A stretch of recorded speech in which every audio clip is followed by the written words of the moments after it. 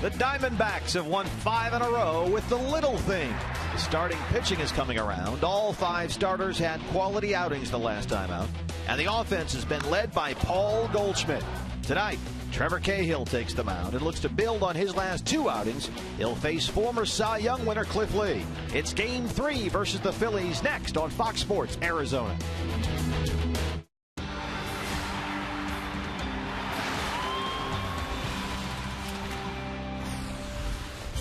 Saturday afternoon baseball here in the Valley. The red-hot Arizona Diamondbacks leading the National League West. Indoors today at Chase Field, ready for Game 3 of this 4-game series versus the Philadelphia Phillies.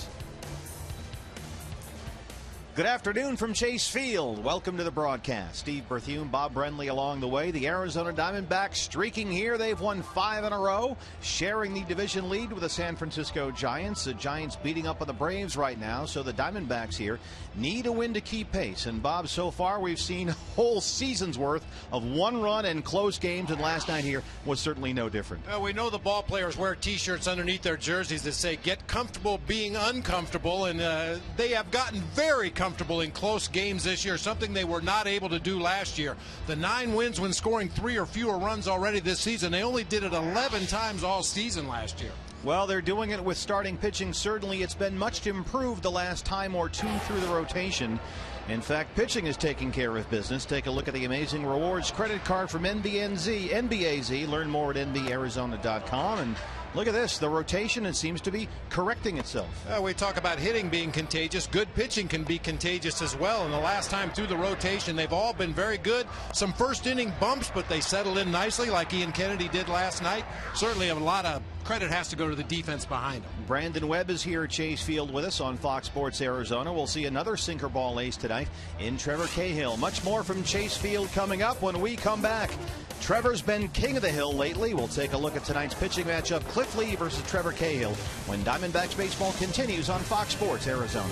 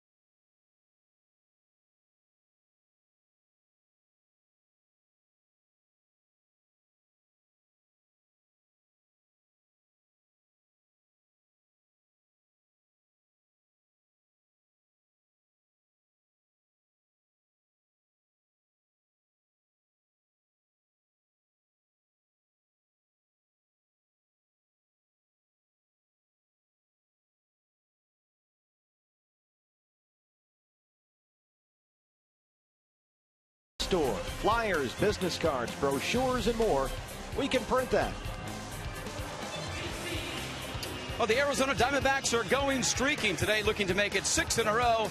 Game 3 of this 4-game series against the Philadelphia Phillies. They will pin their hopes on the right-hander Trevor Cahill. But the question is, which Trevor Cahill will we see? The one that started the season wildly inconsistent, or the one over the last 3 games who has been very, very good? D-backs hoping for the latter. Over his last couple of starts, Trevor Cahill has been phenomenal. Against the San Francisco Giants, he went 8 innings, gave up only 1 earned run, did not figure in that decision. And then against the Dodgers on this last road trip, he was equally as good. That sinker ball was working. Now, the key for Trevor Cahill is trusting his pitches. We've heard from Miguel Montero so many times. He has electric bullpen sessions. The trouble is bringing it from the bullpen out to the mound in inning 1. And so Trevor really has found that trust, and the D-backs certainly hoping he does that again today. He has been phenomenal over the last 3 games. The defense also has been a big part of the D-backs' success so far this season. It's Steve and Bob with the broadcast on Fox Sports Arizona coming up after the break.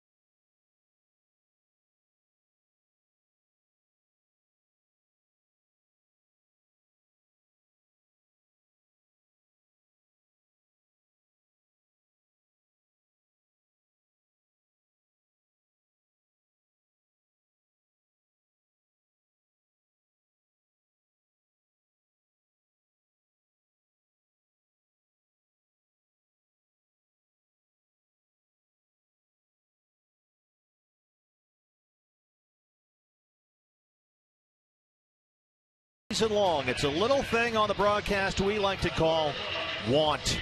And this little guy is bringing the want. Yes, he is. Defense is all about intensity. That's a very intense young man right there. He's rewarded. He was locked in on those baseballs, and he got his souvenir before we start the game here. Diamondbacks on black shirts Saturday here at Chase Field. Trevor Cahill takes the mound. These guys are streaking 5 in a row in 6 of 7. Now 6 games over 500 for the first time since the end of the 2011 season, and it's coming at the expense of Charlie Manuel's Phillies. They are 16-21, 5 under 500, and 6 off the lead in the National League East. Jimmy Rollins will lead it off for the Phillies, and this is their lineup that'll face Trevor Cahill tonight. Charlie Manuel is not one to mess with his lineup very much, especially those top 4 guys. You'll see them hitting in those spots all season long. Has played around a little bit with the bottom of the order. Delman Young, Dominic Brown in the lineup tonight. Carlos Ruiz behind the plate, and Ben Revere hiding down in that 8 spot.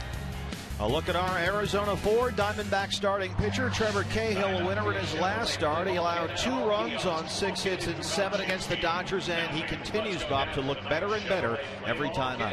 Well, he's, as Brad said, trusting his stuff, trusting that sinker. It's not a lot of fun to go out there and just pound away at the bottom of the zone with one pitch. It's not as challenging as trying to incorporate all of his secondary pitches, but that's when he's at his best. Phillies have scored only 129 runs in 36 games. Charlie Manuel said, "We're hitting 248. For me, that means inconsistent. We have to start hitting better." And Jimmy Rollins certainly got off to a good start here last night. He homered on the game's first pitch from Ian Kennedy. And we're set to get underway here today at Chase Field. There's a strike 0-1. Gary Cederstrom behind the plate. Well, last time Gary Cederstrom worked the plate for a Diamondbacks game was the Wade Miley start when he walked 4 in the first inning, 7 overall in 4 innings. Hang on. I don't think it had much to do with Gary Cederstrom that day. Wade Miley just couldn't find the zone. Gary Cederstrom, the crew chief.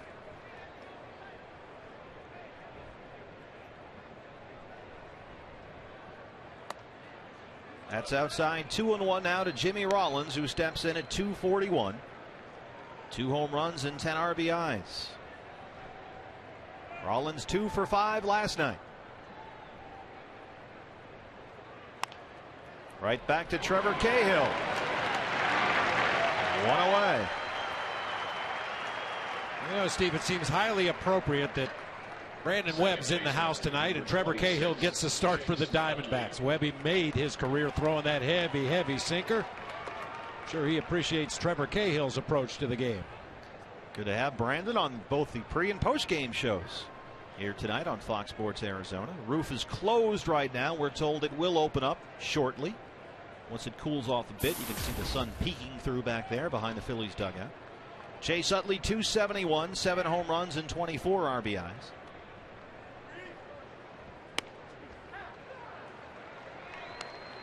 Utley was on base twice last night. He doubled and walked.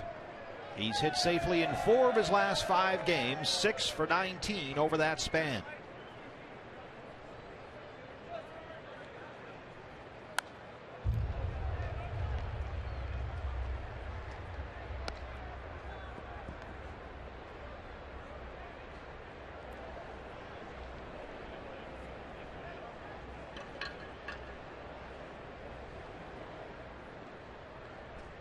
Looks like another good crowd here. We had 31,900 last night. Defensively for the Diamondbacks behind Trevor Cahill, A.J. Pollock back in the lineup tonight in center field. And obviously with a sinker ball pitcher on the mound, he's going to rely heavily on that infield defense to make the plays behind him. Strikes out Chase Utley. 2 up, 2 down for Trevor Cahill. Good changeup that time. Had Utley way out in front.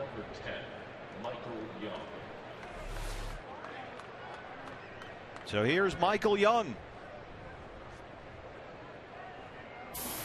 306, a homer and 9 RBIs. Young 0 for 3 with a walk and a run scored last night. He is just 1 for 13 over his last 4 games.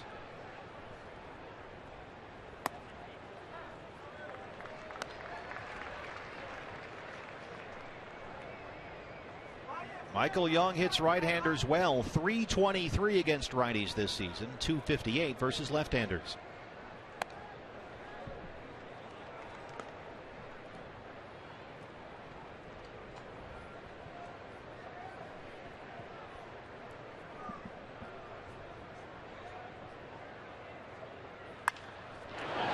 Drives it to right field. Gerardo Parra. A nice, clean 1-2-3 inning for the much improved Trevor Cahill. Bottom 1 coming up here at Chase.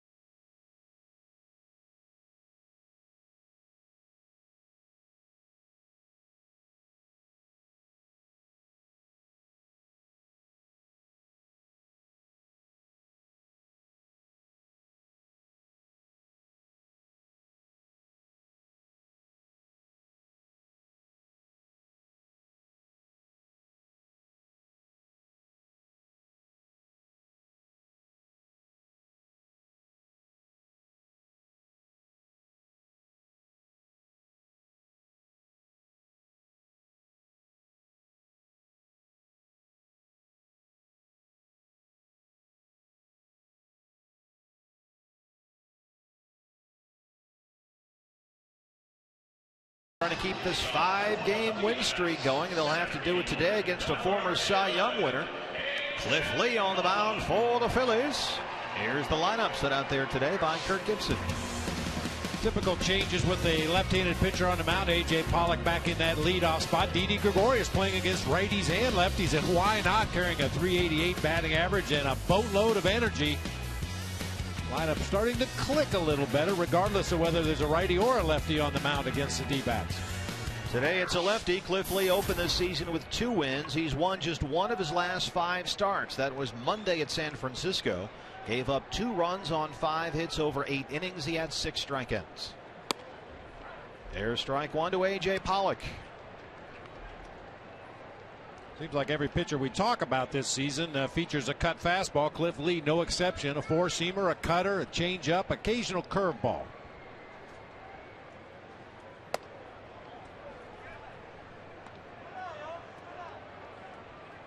There you see the percentages on his deliveries. The changeup is a very good one too, by the way. This guy pounds the strike zone.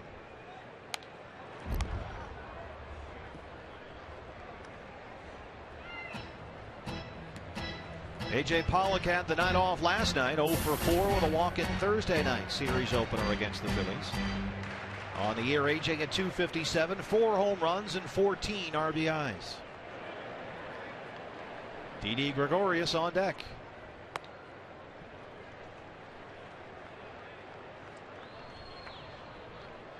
A.J. 12 doubles this season, tied for the National League lead with 3 others, including Gerardo Parra. And he lines it to the gap in left center. That gets down. A.J. Pollock heads for second. He's in there. Leadoff double, make it 13 doubles on the year for A.J. Pollock. That leads the National League.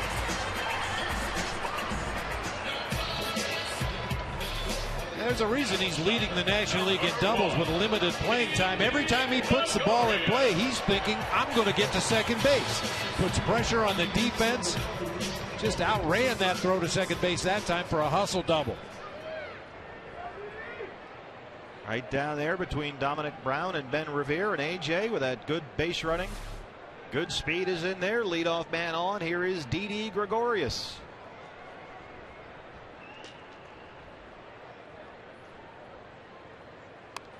Shows bunt, pops it up foul. Didi in there at .388. 3 homers and 3 RBIs. He was 0 for 4 last night. Hitless for just his 2nd time as a Diamondback. But he is quickly becoming a fan favorite here at Chase Field.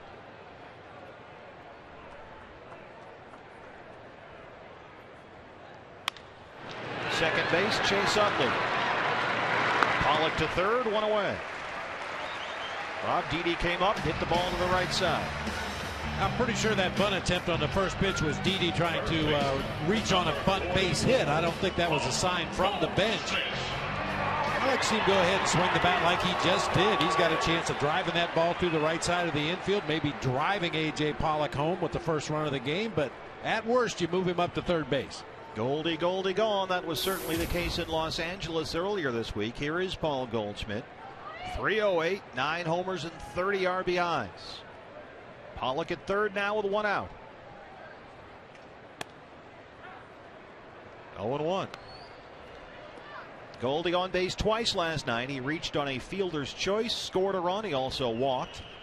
Now 2nd in the National League at RBIs, 1 behind the Reds, Brandon Phillips. Chance to pull even with Phillips, but he's behind here, 0-2. Good numbers against Cliff Lee, including a couple of home runs.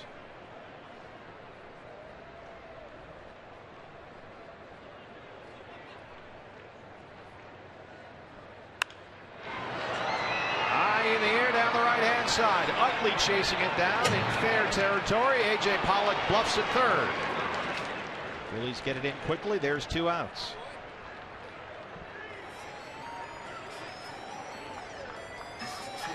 Well, the Diamondbacks saw it from right-hander Tyler Cloyd last night, a guy that used his cutter on both sides of the plate.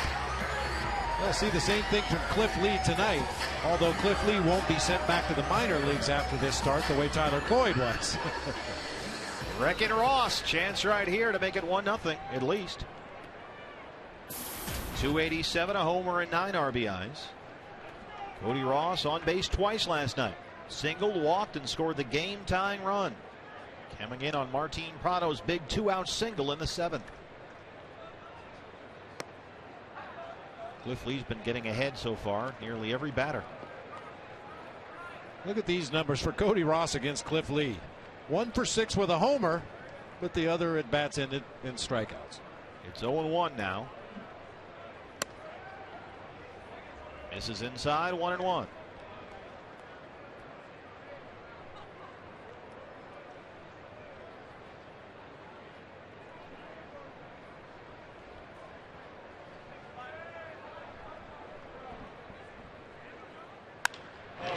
Drives it to right field. Delvin Young. Diamondbacks get the leadoff man in scoring position. They can't drive him in. We're scoreless through 1.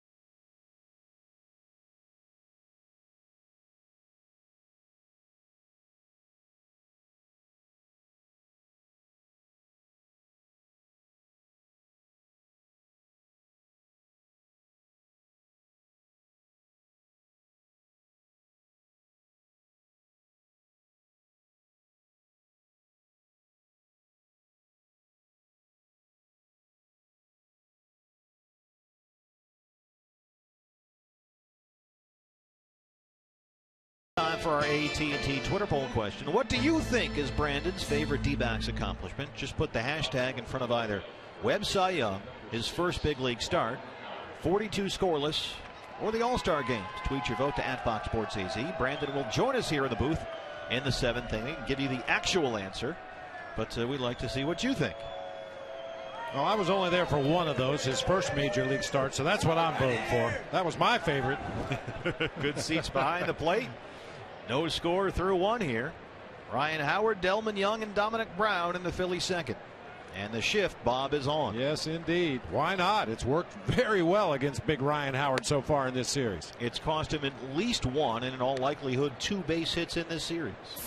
Now the one wild card here is because Trevor Cahill's sinking fastball tails away from Ryan Howard, he could possibly cue one off the end of the bat and roll it to that left side, but that's not what he intends to do. 1-1. Ryan Howard 0 for 4 last night. He struck out twice. Just 3 for his last 22 with 12 strikeouts.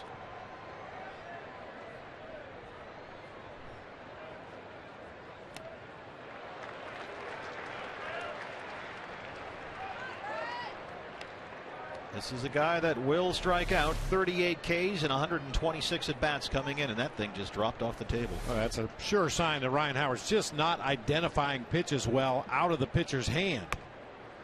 Anticipating a heavy sinking fastball from Trevor Cahill. Instead, he rolled a breaking pitch up there. Ryan Howard with that very slow, awkward half check, half swing.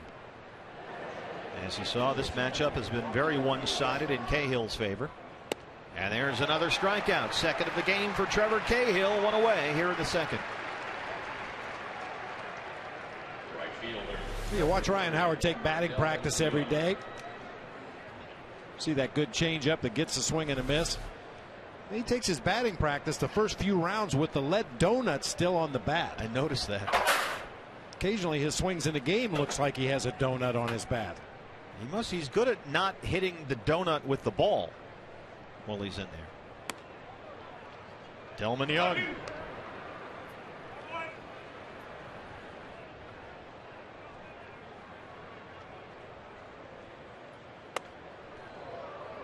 This is inside 2-0. Young at 185, a homer and 3 RBIs. He did not play last night. He was on base twice in Thursday's series opener, 2 for 4 with a pair of singles. There's a strike, 2-1. Great seats here, Chase. Roof about to be opened up here any time now. Right behind home plate.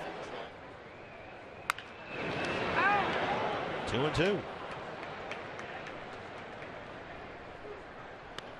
Something else to keep an eye on tonight. How many times right-handed hitters pull that Trevor Cahill sinker foul down the third baseline?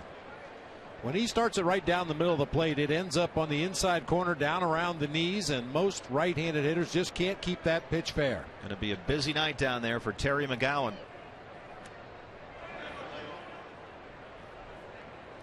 There's Terry.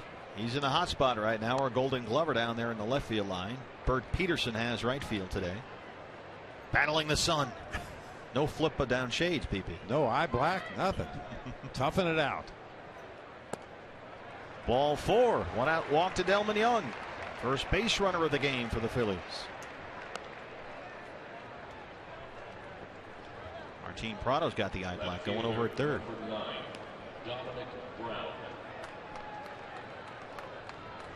So here's Dominic Brown on base twice last night. RBI single in the first and later reached on an error.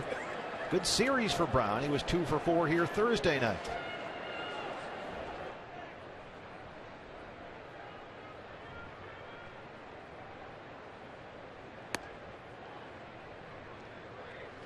Brown 244, 6 home runs and 16 RBIs. 5 hits in his last 29 at bats, but 2 of those hits are home runs.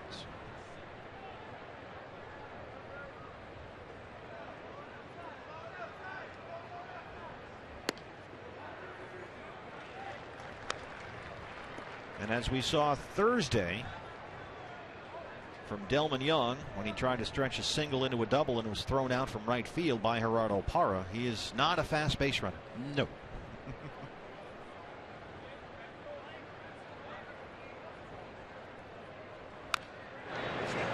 1-2 now. Dominic Brown, however, at the plate does run pretty well. Tough to double up. He's only grounded into 1 double play all season long. 25 years old, 6'5", 205. He's batting .270 in May after opening the season with a .233 April. So starting to come around a little bit.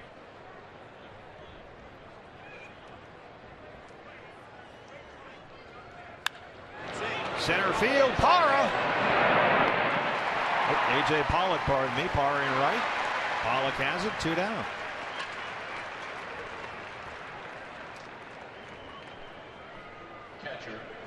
Pollock, Parra makes no difference. Covers a lot of ground out there in center field. Ranging far to his left this time over into the gap in right center. The only difference is if that was Parra making the catch, he would have tried to throw behind Delman Young at first. Absolutely. He loves to showcase that throwing arm. It's a good example of how interchangeable these guys are. They have so many outfielders with center field range. It gives Kirk Gibson a lot of options. Here's Carlos Ruiz. Otto at third. They'll go a short way, and that's the inning. Trevor Cahill strands the walk. CenturyLink, your link to what's next. Miguel Montero, the big home run last night. He's due up.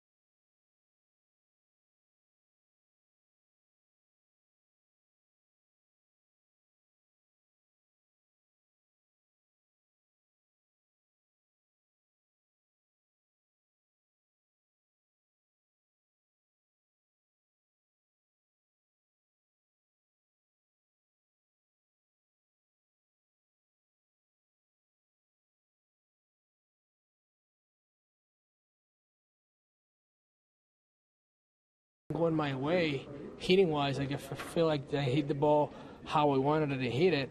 Obviously, not where I wanted to hit it. But, you know, I feel good at the plate, like I say, and I feel confidence, and that's a good sign. So as long as you feel confidence and you make a good, hard, solid contact, you know, good things are going to happen.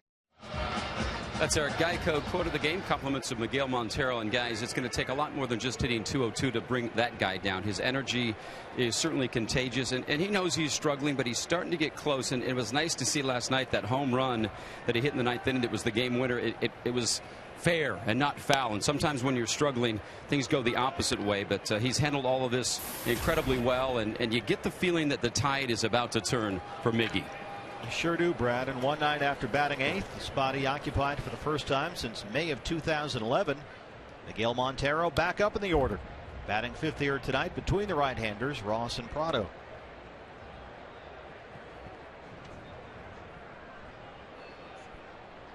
Miggy 1 for 3 last night. The big home run off Mike Adams that clanged off the right field foul pole for the 3-2 lead and eventually the win. Bobby finally had one go his way. A hard hit ball that went his way. Here it is last night. Yeah, we had doubts about whether it was going to stay fair off the bat. He got out in front of it. A lot of topspin on that drive, but fortunately for Miggy and the D-backs, bang, off the foul pole.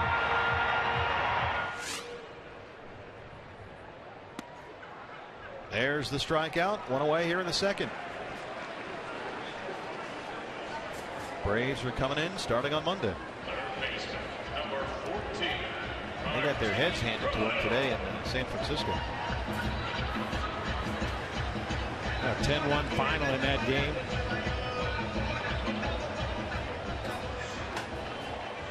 Martin Prado.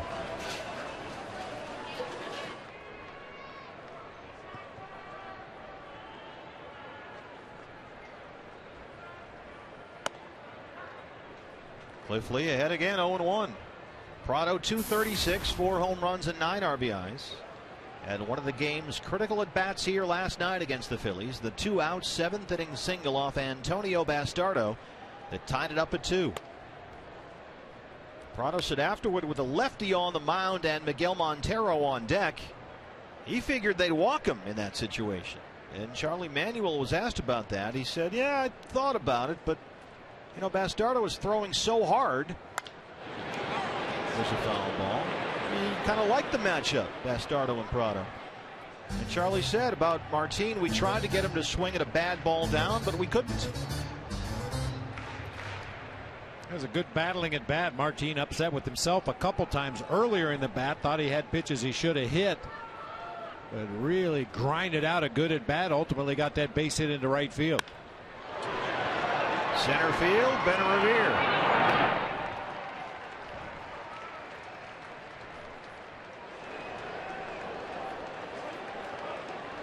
We have been told they will open the roof when it cools off a bit outside, so we're anticipating that sometime soon.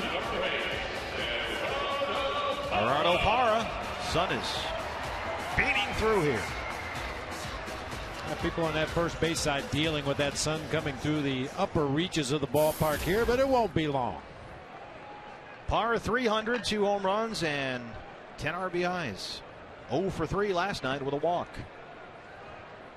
Even when he doesn't get a hit, he still gets on base. There's a base hit. He's on base again.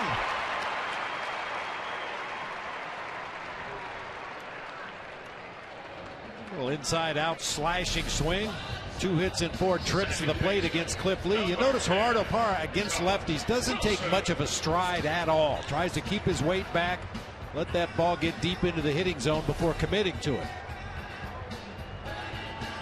Parra batting .238 against lefties this season, .327 versus right-hand pitching, but he's got a base hit there. And here's Josh Wilson.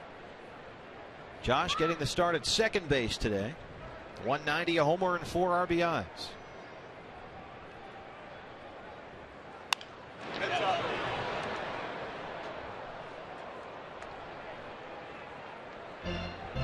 Josh started 2 of the games in the last series at Dodger Stadium, went 0 for 8. In the last 7 games in which Josh has started for the Diamondbacks, he's hit 192, 5 for 26. There's that sun Bob was referencing a minute ago. Moved out toward right field right now.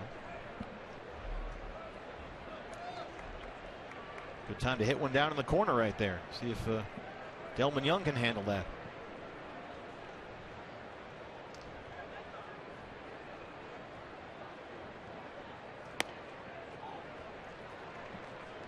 Two and one.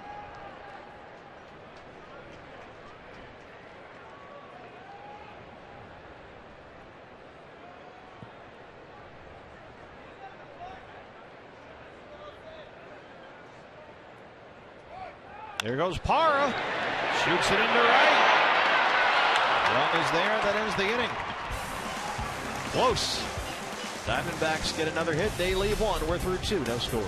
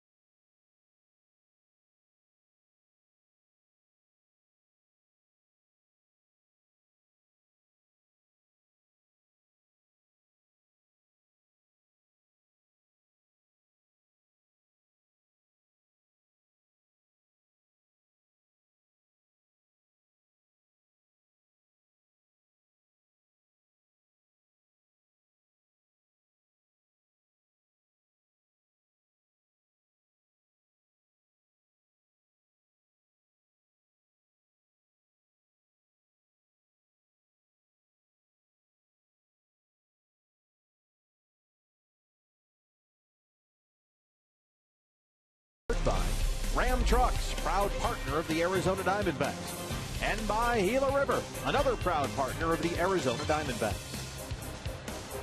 Ready for the 3rd inning here at Chase Field. Trevor Cahill has yet to allow a hit. He has struck out 2. He's given up 1 walk.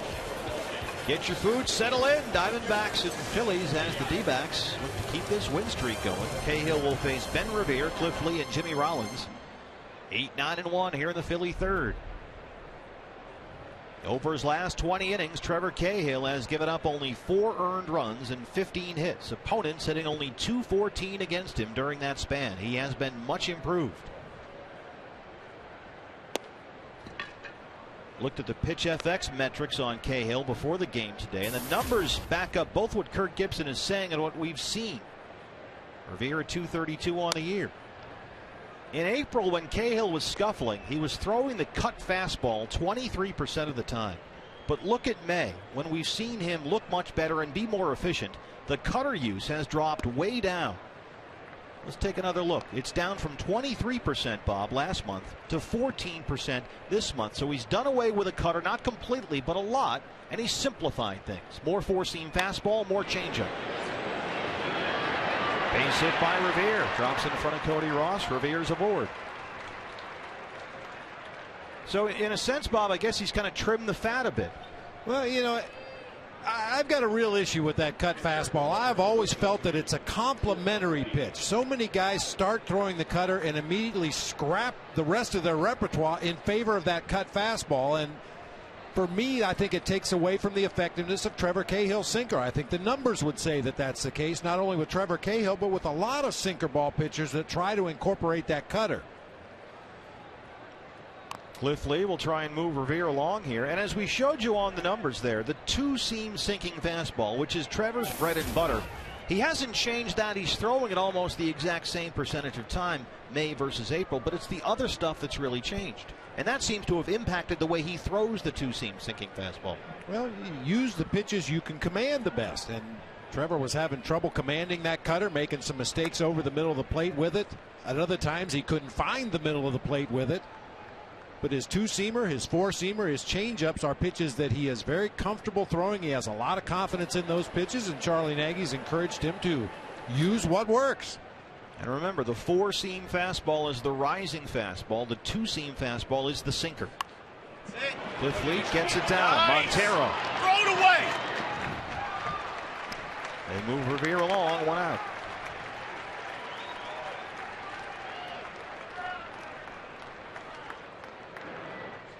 And so what we've seen is more frequent four-seam fastballs, more changeups. The bread and butter sinker is still there at the same rate. There's just less clutter around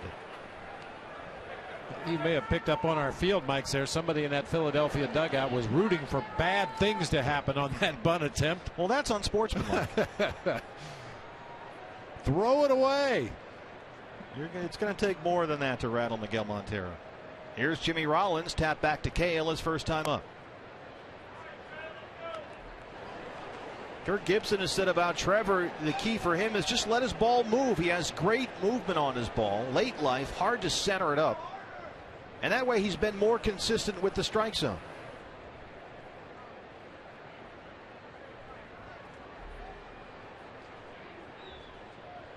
And Kirk Gibson says giving up hits is one thing. Any ground ball pitcher will have one sneak through the infield from time to time. But as Gibby pointed out, when you walk a guy and then you give up a hit, that's when you really get in trouble.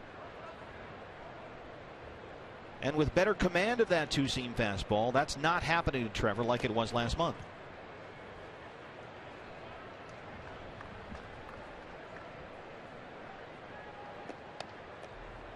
That's much more what we expected from Trevor Cahill coming out of spring training. Sparkling ERA, sparkling whip. Strikeouts are kind of an unexpected pleasure for Trevor Cahill. He would much prefer to have contact on the first or second pitch of an at-bat and let his defense work behind him. So strikeouts are something that are kind of a novelty for Trevor Cahill. Well, that's an important point you bring up, Bob. It takes a lot of pitches to strike guys out. Yeah. You can get a guy to ground out to second on 1 or 2 pitches. Therefore, you're more efficient and you're going deeper into the ball game because you haven't thrown nearly as many pitches as the guy who might strike out 9 or 10 or 12. Yeah, strikeouts make for great highlight shows and statistical analysis, but those highlight shows, yeah. What do they know? Yeah, really. It's much more democratic to throw ground balls and let everybody get involved. Strikeouts are fascist. Throw some ground balls. Who was that? Bill Lee that said that way back in the day? I think he was actually quoted as saying that. The spaceman. One of the all-time greats. No, that was actually Kevin Costner from Bull Durham. Oh, but okay. I think they're wired the same way. Yeah.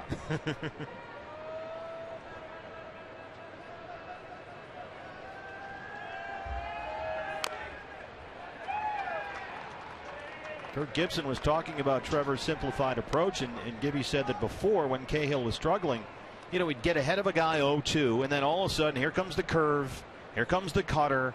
Well, they've cut down on that with Trevor, and Gibby said now Cahill attacks more when he gets ahead in the count, and when you do that, guys get more impatient, and then they're going to swing quicker, and you get quicker outs, therefore deeper into games. We've seen his pitch counts come down, and he's going longer into the game.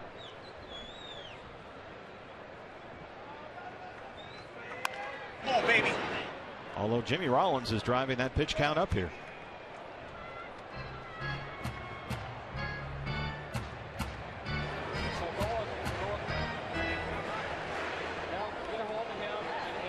I'm a big soda guy myself. I like the big cup. You can't make a big enough soda cup for me. Michael Bloomberg and I would not get along. Not at all. I need the big. Now I'll go diet, but I need the big one. I need like the 20-ouncer. Ball 4. Well, I'll take everything else that was on that tray. Second walk of the game issued by Trevor Cahill. So 2 on, 1 out. Here's Chase Utley. Struck out his first time up. And this is exactly the point we were talking about. If you can somehow get ahead of Utley and then get him to swing and just drive one into the ground, get your double play ball and get out of here. And Trevor's been very good in these situations with runners in scoring position this year. He is #1 in the major leagues, giving up an .079 batting average. Opposing hitters 3 for 38 with runners in scoring position. Ben Revere is back.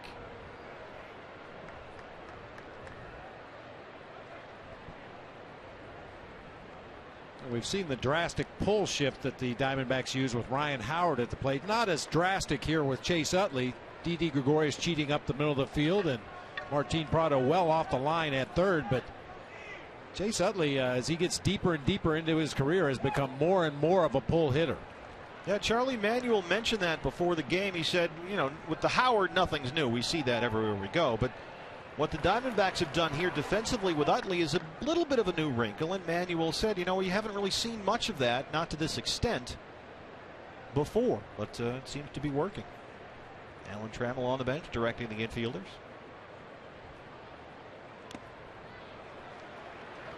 And I've said it before, it's not just done on a whim. You see Chase Utley, balls in play by location. Very few ground balls to the left side of the infield. He does spray fly balls all over the place. But you look at charts like this, you look at past starts for Chase Utley against sinker ball pitchers and see where he hit the ball, and then you come up with a game plan for how you want to position your defenders depending on the pitcher on the mound that night. And of course, with runners on first and second, the shift here wouldn't be what it might normally be if there was no one on base. As we've talked about with Ryan Howard, you see where Didi is in relation to second base. So Utley ahead here, 2-0.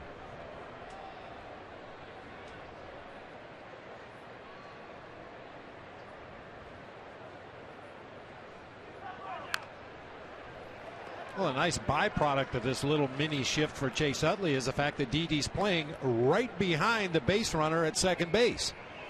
That's going to have to shorten up his lead a little bit, making it tougher to score on a base hit to the outfield. If Didi were at a normal defensive position at shortstop, Ben Revere would be getting a huge lead out there at second base. Both these runners have good speed. Revere has 6 stolen bases so far. Jimmy Rollins has 3. He's ready to go. He's in the blocks. Yeah, come on, baby. Right field.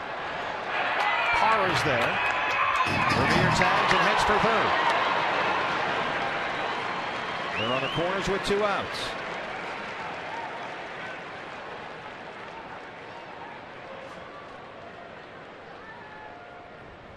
Third baseman Michael Young.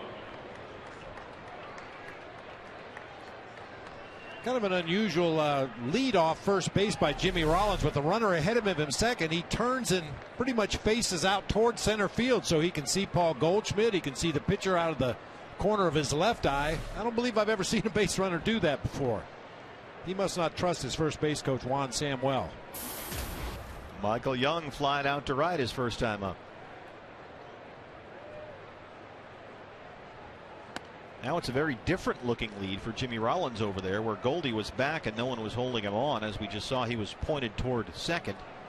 Now he's being held on there with Revere at third, and it's a different type of base running posture here for Rollins. There goes Rollins.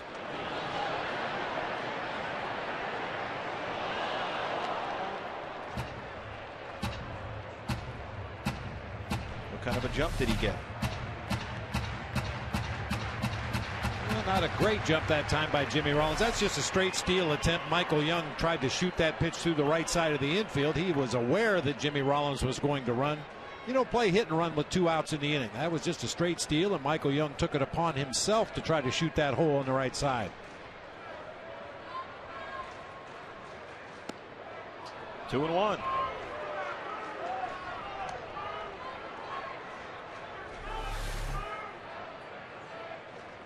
Oh, nice breaking ball there. Dropped right on the outside corner at the knees. 48 pitches for Cahill now, 26 for strikes.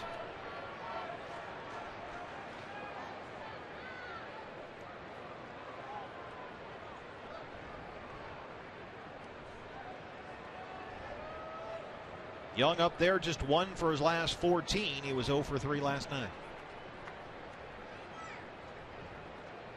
Rollins goes again. Swing and a miss. No throw for Montero. Rollins into second. Miggy bluffed the throw and then looked down toward third at Revere, who was right behind the bag. Ryan Sandberg there directing traffic. That's a stolen base.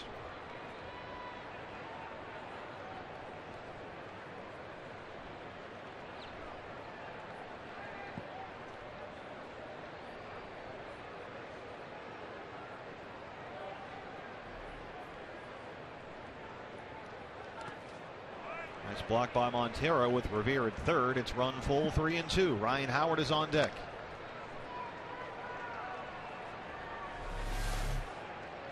Good block on that changeup over in the left-handed batter's box. Looked like it snuck underneath his glove, but hit him on the right thigh. Stayed right there in front. Can't be any fun to catch a sinker ball guy with a guy at third.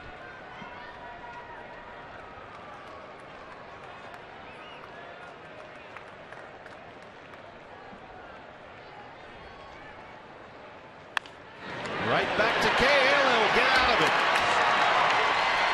Phillies strand 2. We go bottom 3. No score.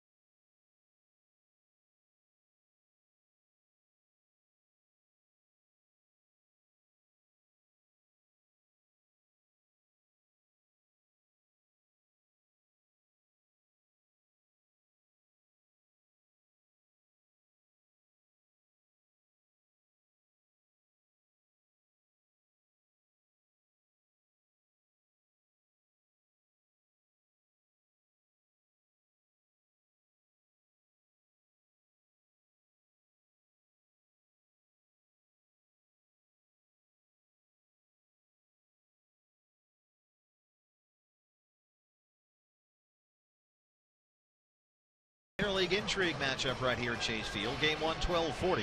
First 5,000 fans get a snapback cap courtesy of Budweiser. Then game 2, 6:40. But before then, we'll be outside for the street festival. Between games, music, a beer garden, food trucks, the whole thing just outside Chase Field.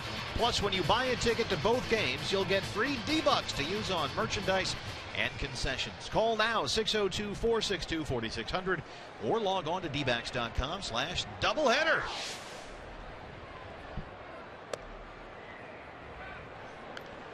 Trevor Cahill looks at a ball.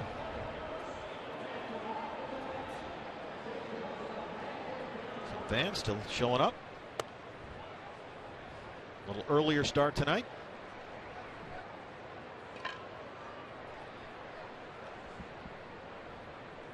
Cahill, Pollock, and Gregorius 9-1-2. Trevor 1 for 14 on the year with a walk, no walks, and 5 strikeouts.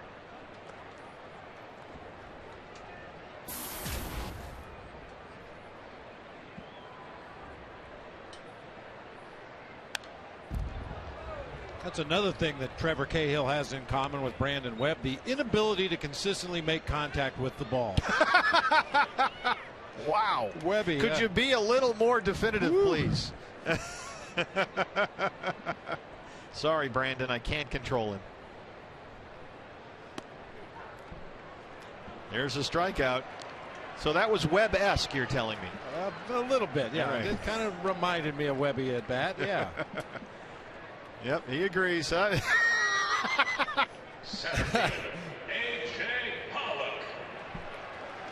That's under the heading of, hey, we can make fun of our guys, but you can't, right? He wasn't out there to hit. Was that ever said about you? Oh, yeah, many times. A.J. Pollock doubled the lead off the game for the Diamondbacks.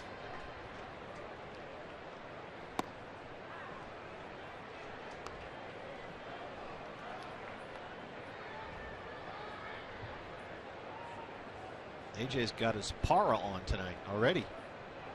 All dirty. He did not go, says Kerwin Danley. His double in the first now gives him the National League lead. Gerardo Parra one behind.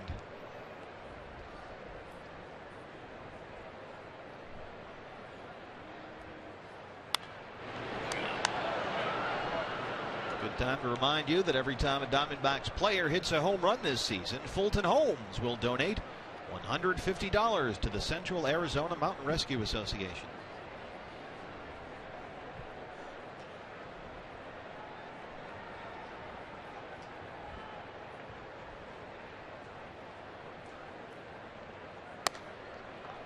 Three and two.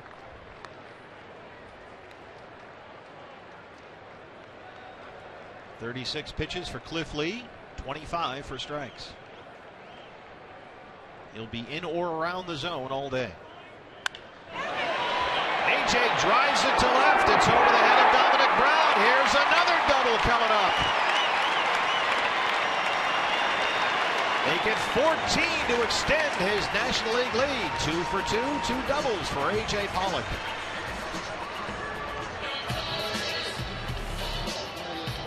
He's in a rut. Nothing but doubles off the bat of A.J. Pollock. This one a screaming line drive. A little more elevation. That one might sneak out of here. As it is, it bangs off the wall behind Dominic Brown out there for his second double of the game. Didi Gregorius, whose walk-up music is notorious.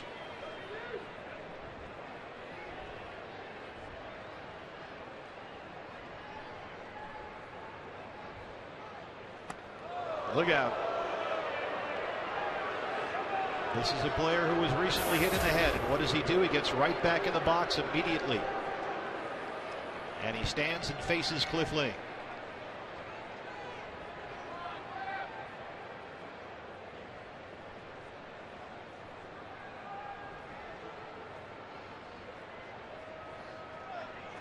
Didi is a fan favorite, and he is must-see TV.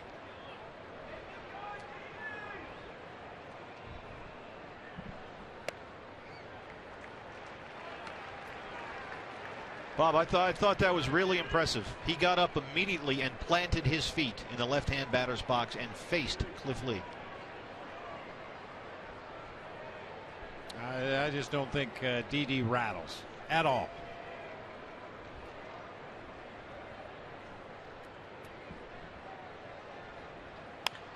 Hard down the right field line.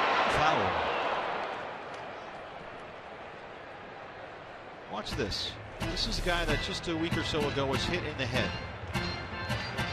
And watch him get back up immediately and go right back to the spot.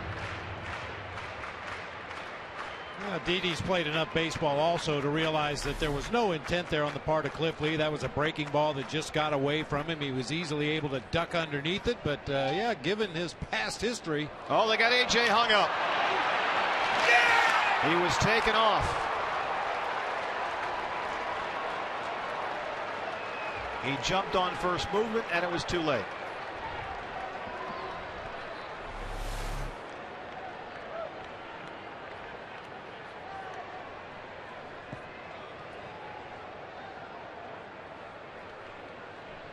That's really about the only defense a pitcher has with a fast base runner at second that may attempt to steal of third. That inside move to second base, it's a very valuable weapon.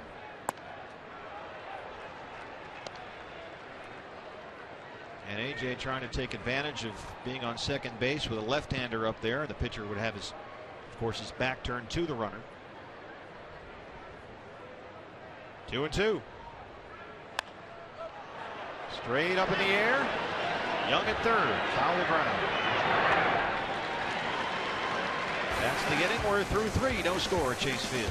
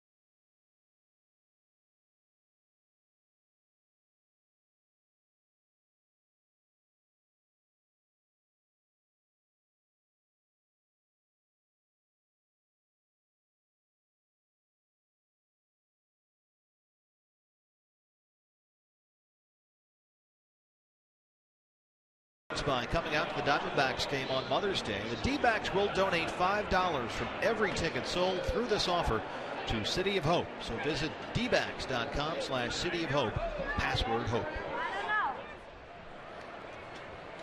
No scores. We start the 4th. Ryan Howard opens it up, so the shift is back on. Howard, Young, and Brown. Ryan Howard struck out his first time up.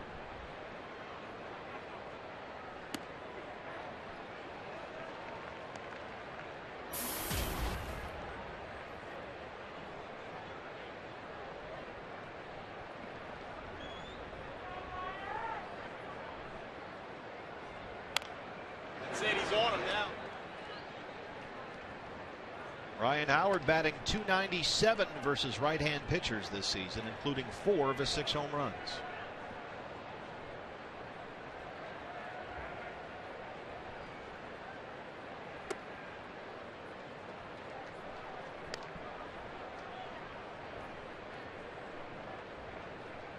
Cahill so far is on a similar pitch efficiency rate that we saw Ian Kennedy throw last night, which was not great.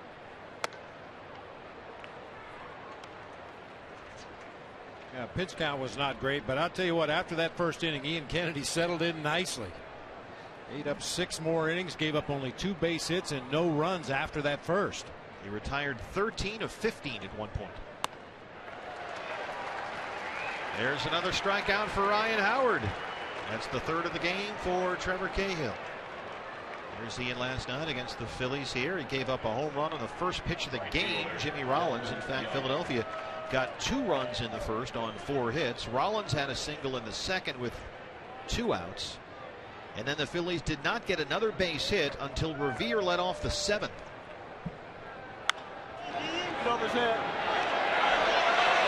It gets over Parr's head and right and hops into the bullpen. Ground rule double for Delman Young.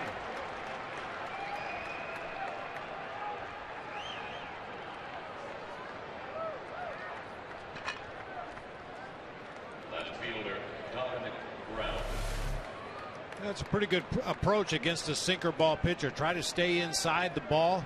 Best chance of squaring it up, even if you hit it to the opposite field. That's a drive to the warning track and out. Dominic Brown flied out to center his first time up.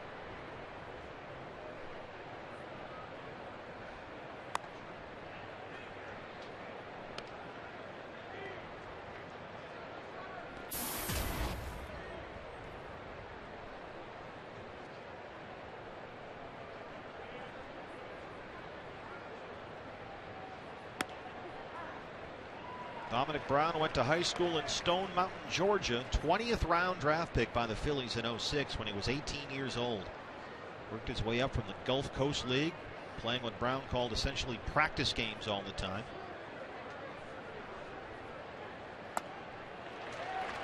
Said the only way to survive and advance was self-motivation. Brown says here he has really clicked with Phillies hitting coaches Steve Henderson and Wally Joyner. Called him a blessing. Said they've been a great help.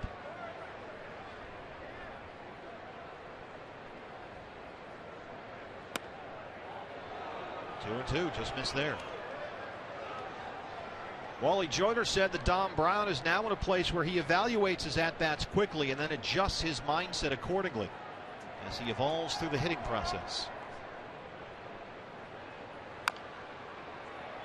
The thing about Dominic Brown, I mentioned it before game one of this series, he has always been a pretty good hitter throughout his minor league career, hit nearly 300, 296 in his career as a minor league hitter. His issues have been defensively and running the bases. Makes some silly base running mistakes, has some issues taking lines on the ball in the outfield.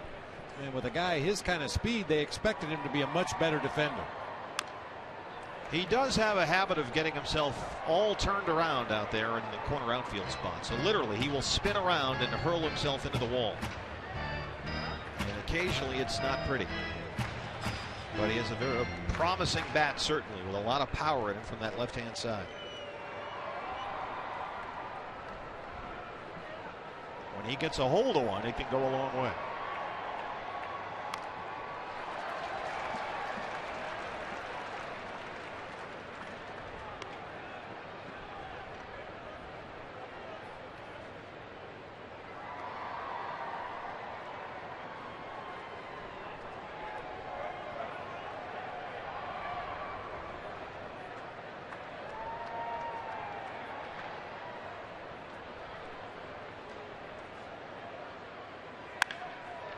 Hard to Goldschmidt, the backhand stab. Do they have a play? They got him at first. Young to third, 2 outs. Paul Goldschmidt.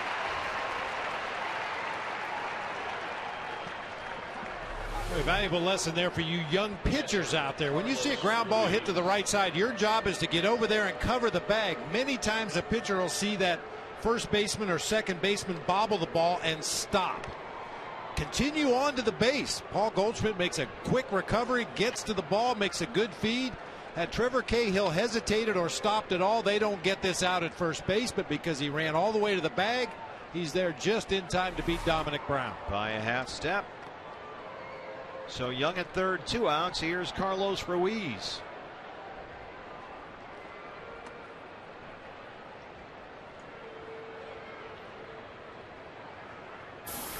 On base twice last night, walked and singled.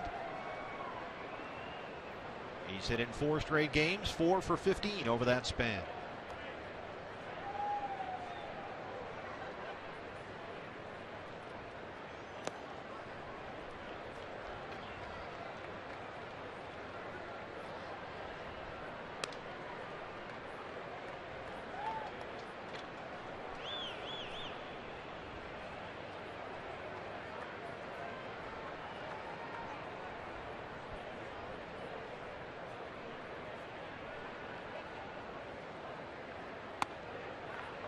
There's a strike, 2-1.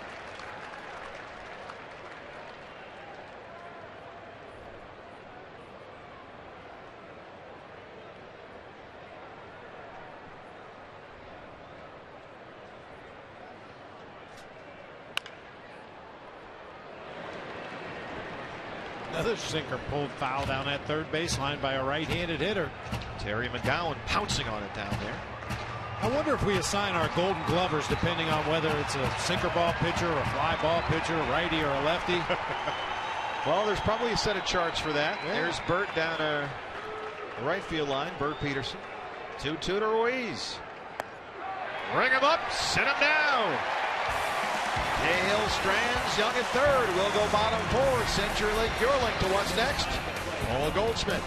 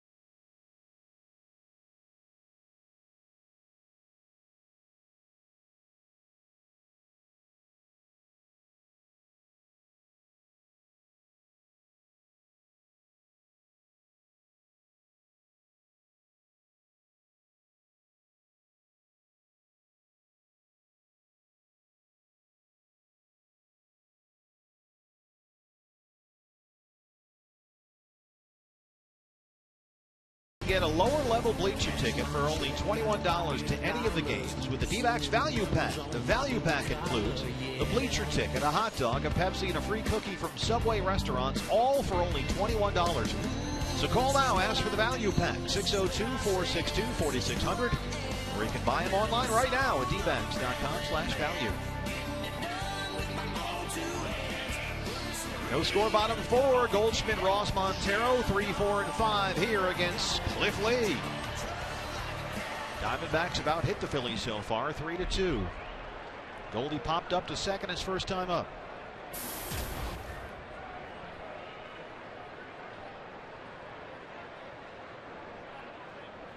We'll see. I think that one's got some legs, PB. Oh, yeah. Goldie gone.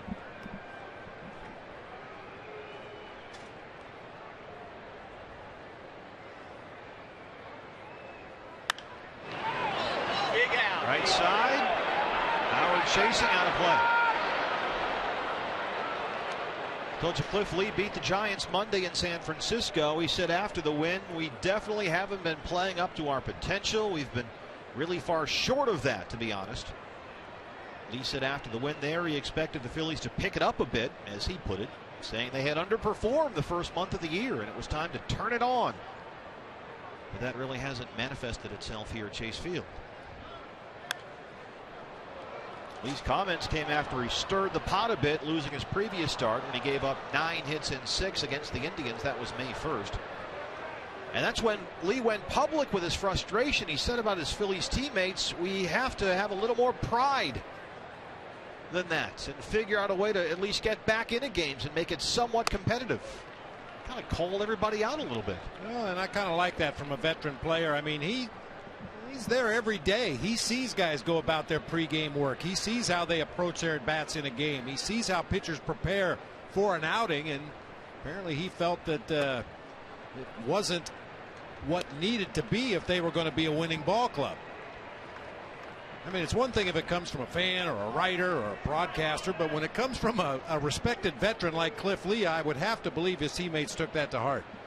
Here's the 3-2 to Goldie. He'll do it again. He's grinding out another at bat.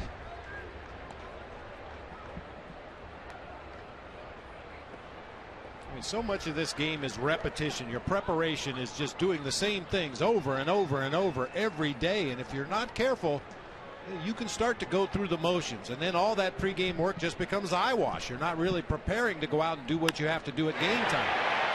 Right center. Ben Revere tracks it down in front of the pool. They got a good look at it. When they hit a ball right out there and you're in the RamTrucks.com pool area, you really do get a feel of what it's like to be a big league outfielder. Probably be a good idea not only to bring your bathing suit, but bring your glove. You might have a chance to make a catch out there on a Paul Goldschmidt drive in that direction. Boy, it'd be interesting to see Paul Goldschmidt hit that same drive in a little while when the roof and panels open up. We're told after this half inning, we think. Might have gotten a little more carry and possibly snuck that up into the RamTrucks.com pool. Cody Ross looks at a ball, 1-0. Cody flying out to right his first time up.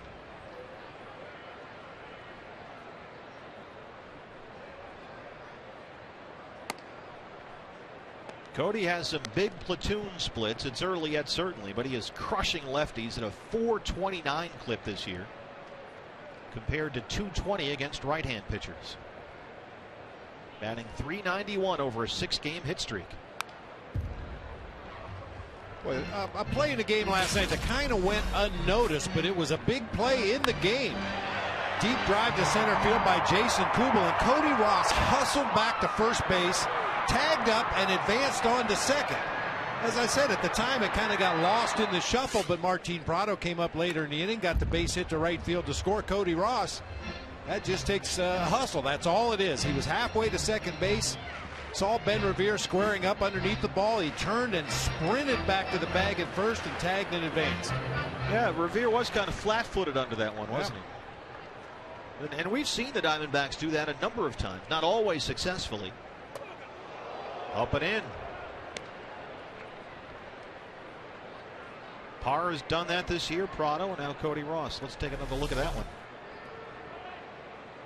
Elevated cutter that just continued to run in there on Cody Ross. Good take to run the count full.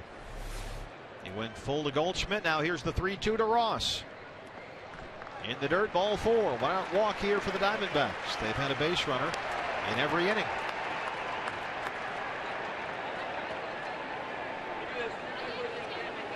I've gotten in so many arguments over the years with people about the little things of the game, like tagging up and moving up 90 feet on a deep fly ball to the outfield, or backing up a base, or hitting the cutoff man. Well, what is there to argue about?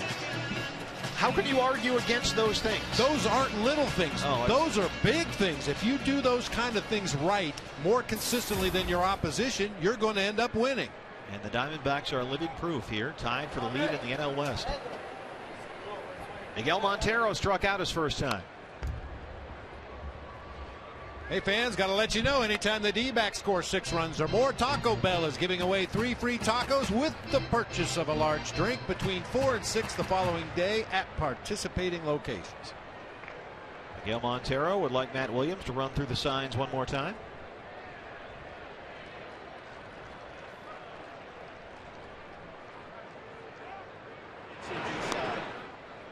Miggy said after the home run last night, it just felt great to help the team. He said, I've been disappointed in myself not being able to hit the ball the way I want or get the production that I'm expected to. He said, if I've had so many opportunities and haven't been able to get it done, it stinks. Well, last night he came through big time. Little check swing to Rollins at short. Yeah! They turn the double play. That ends the inning. We're through 4 at Chase, no score.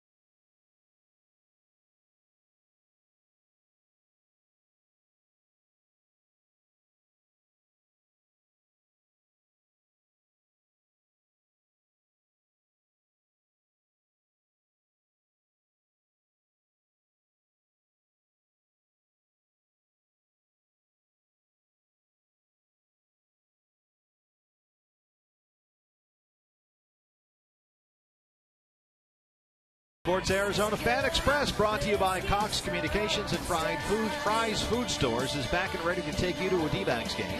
You can stop by this month's participating Gilbert Cox retail store or Fry's Food Store in Prescott Valley, and you can enter to win 2 seats on the Fan Express bus. Look at that bus. Oh, it's sweet.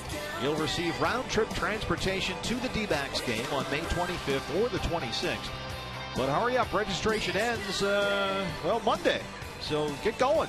More information, visit FoxSportsArizona.com and get on the bus, Gus. Absolutely. You can't believe the looks you get on the street when you're riding in that styling bus. I mean, that's a nice whip right there. Get on board. Airplane right over our heads here. Look at that. Beautiful night. Diamondbacks, Phillies, no score in the 5th. Ben Revere, Cliff Lee, and Jimmy Rollins, 8, 9, and 1 for the Phillies. Revere shows bunt, fouls, it's 0-1. He singled his last time up. Didn't catch anybody by surprise that time. Martin Prado was drawn in well in front of the bag at third and was charging hard when he saw Revere shorten up on the bat. Mention this, that Ben Revere hits more ground balls than any other player in Major League Baseball. A ground ball percentage of 74.4. That is by far the highest ground ball percentage in all the major leagues, and 10% more than the next closest guy, Norichika Aoki of Milwaukee. So this is a tailor-made matchup here for Trevor Cahill. You would think you're guaranteed a ground ball here. Of course, what did he do his first time up? He lined a base hit to left field. So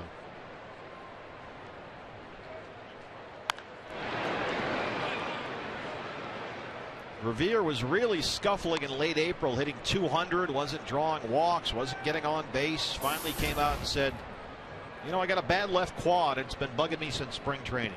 So they sat him down 4 games, and that really seemed to help out. Got off to a very slow start with the Phillies. He hit only 200 in April in 23 games, but he's been coming around lately. 364 in May. Now 9 for 23 this month as he steps in here.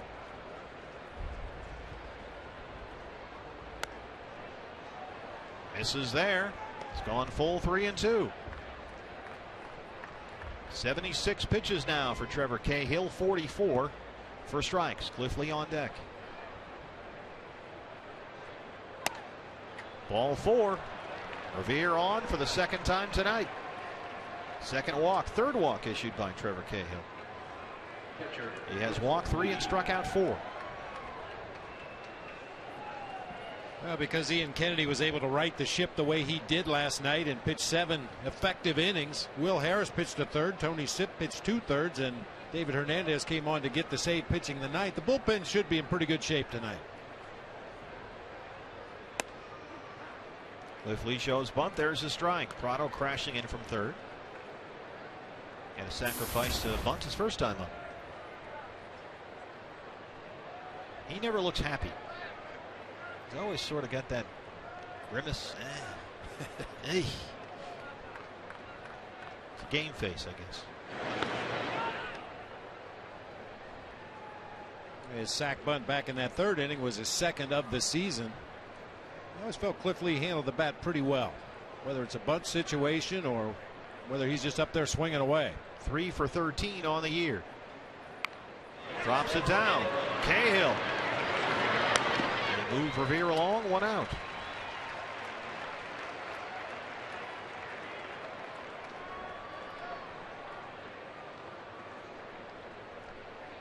Shortstop, Jimmy Rollins. There's a smile out of Cliff Lee.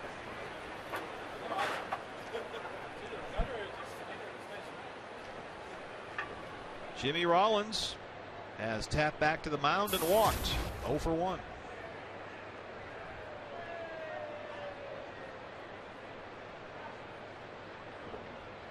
He was 2 for 5 here last night, including a home run on the first pitch of the game. His 44th career leadoff home run.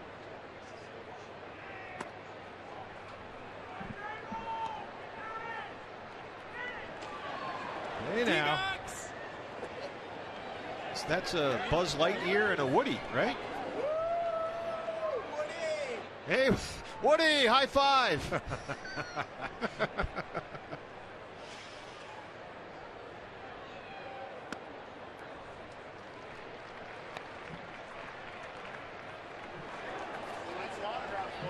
Tell you what, you dress up as Buzz Lightyear, you're going to make a lot of friends, apparently.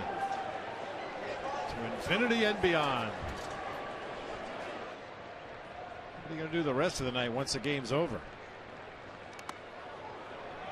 There goes Revere for third. He's in there.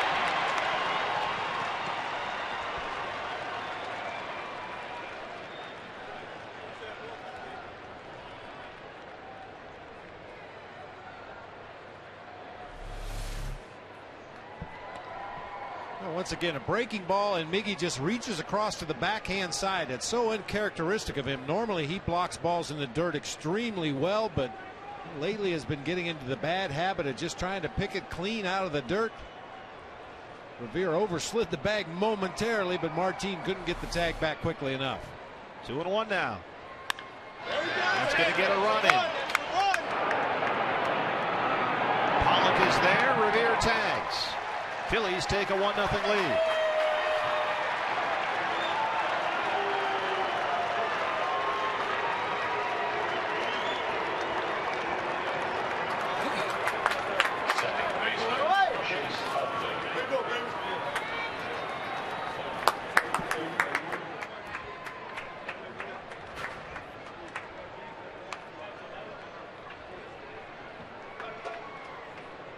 Chase Utley has struck out and flied out. He's 0 for 2.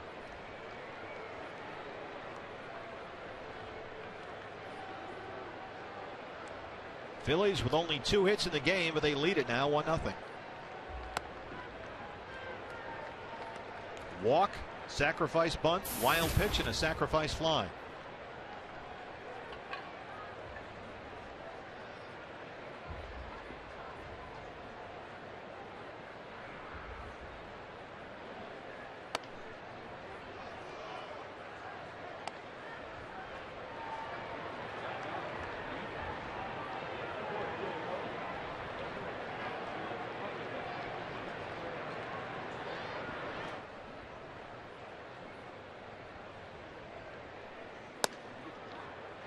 Buckled him a little there, 1-2. Chase Utley is right-handed. He does everything, including his golf swing, right-handed, except hit a baseball.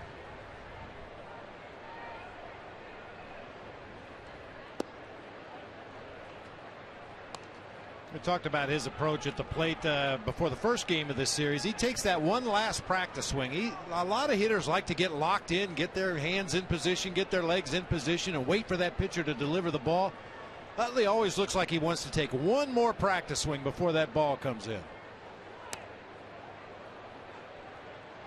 3-2 now. I guess that's his way of making sure he doesn't have tension in his forearms and his wrists. Just nice and loose with those practice swings right up until almost the moment of release.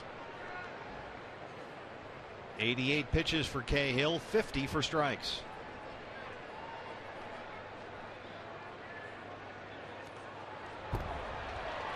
Here's another walk. That's the second of the inning and the fourth of the game issued by Trevor Cahill. Yeah, with the pitch count creeping up there and Trevor Cahill starting to jerk some balls way out of the strike zone, wouldn't surprise me to see somebody start cranking it up in that Diamondbacks bullpen. Glenn Sherlock back with the team. Was away yesterday to attend his daughter Kara's graduation at TCU. Notice how he's kind of standing near the phone. I think he senses that it may ring soon. Charles Nagy looking at his options there.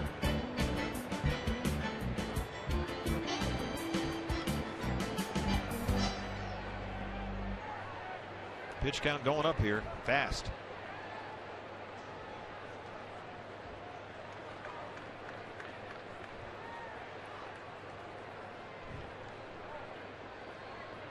Michael Young 0 for 2.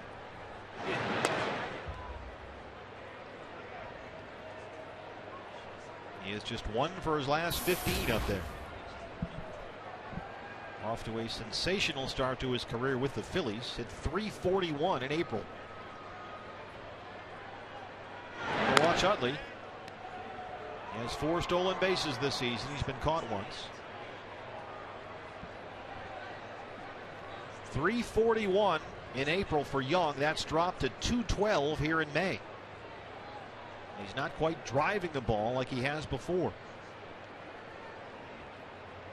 Yeah, baby. There's a ground ball. Utley hops over it. He'll stop at second. 2 on, 2 outs for the Phillies here in the 5th. The run already in. First baseman Ryan Howard. 20 pitches in the inning and the phone is ringing. The pitcher spot's due up 4th in the bottom half of this inning. I know Gibby would love to get Trevor Cahill through this inning, get that final out. But you don't want this to turn into a crooked number. There's the ring. Ryan Howard has struck out twice.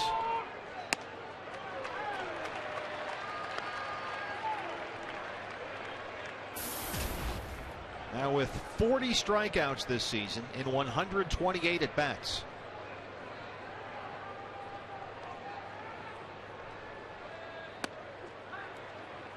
Oh, 0-2. This would be a big out here.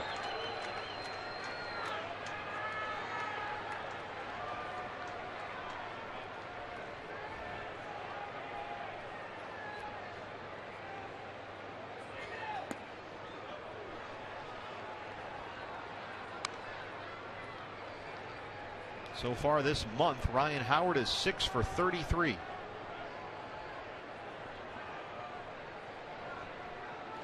Utley at second, Young at first.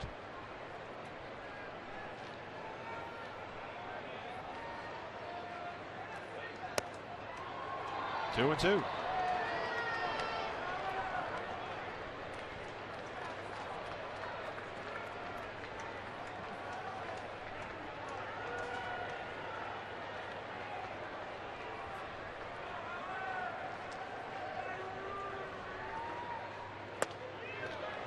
Running full now, 3-2. Delman Young is on deck.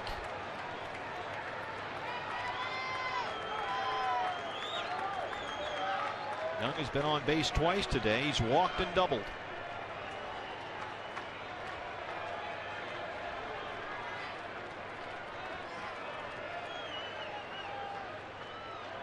Here go the runners.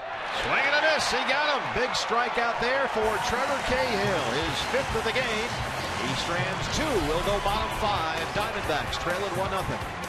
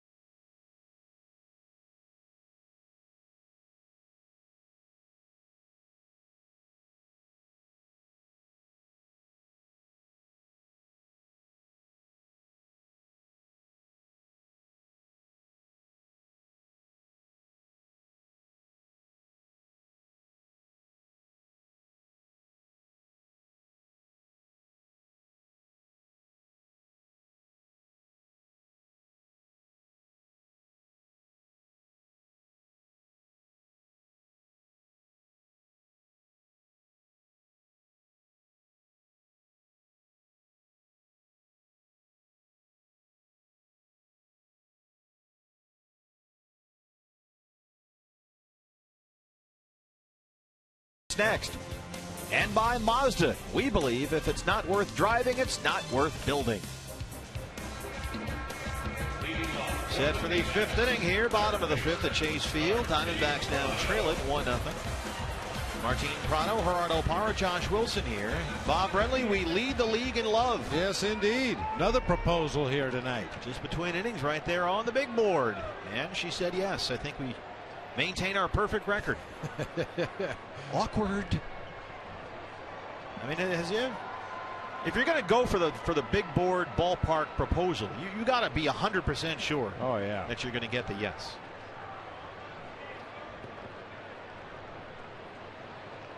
Martin Prado.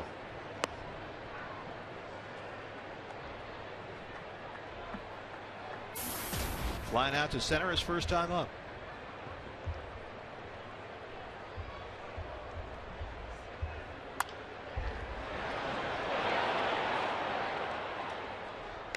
I mean, it's one thing if you're home at a candlelight dinner and you pop the question and she says no. Okay, right. Do it in front of 30,000 people. You're going down in flames, buddy. You're wearing it.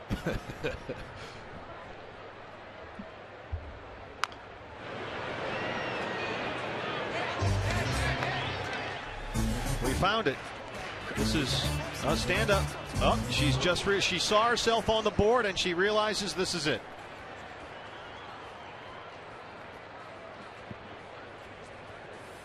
Everybody over there in their D-backs t-shirts. Yes, indeed. Nice work. Hard to third, Michael Young.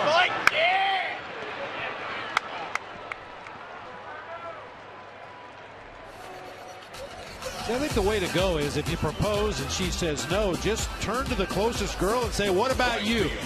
Just keep going. Go right down the line. That's in the ballpark. Yeah. Because if, as I said, if you had done it as in a scenario that you just painted alone in your apartment, it would be awkward to have other women standing by. basically like a bullpen. Yeah. Bring in the lefty. Gerardo Parra singled his first time up. That would be funny. No, okay. You were smooth enough to pull that off. Just keep going down the row. What about you? But then what happens if someone says yes and you're, ooh, okay. Well, then you just turn to the first one. You go, nah, nah, nah, nah, nah. See? Wow. You're a real romantic.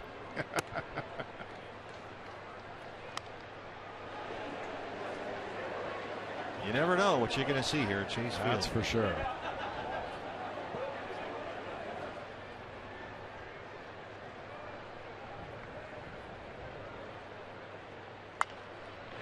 Now, am I allowed to ask on television how Joan was asked? Or is that for later? Yeah, you know, it was so long ago.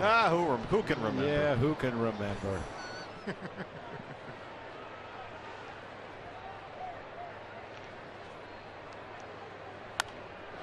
I guarantee you this, it wasn't at the ballpark, yes. And they certainly didn't have jumbotrons back then. Yeah, it was, the boys in the truck want to know, was she the first you asked or was she one of the backups in the section? She was the first and only. There you go. And still is.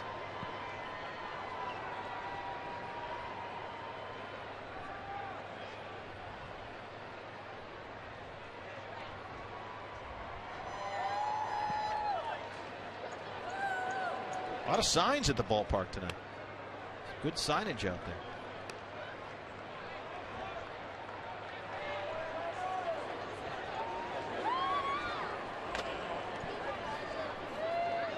Gerardo Parra's worked it full. 66 pitches for Cliff Lee now, 43 for strikes. We'll do it again.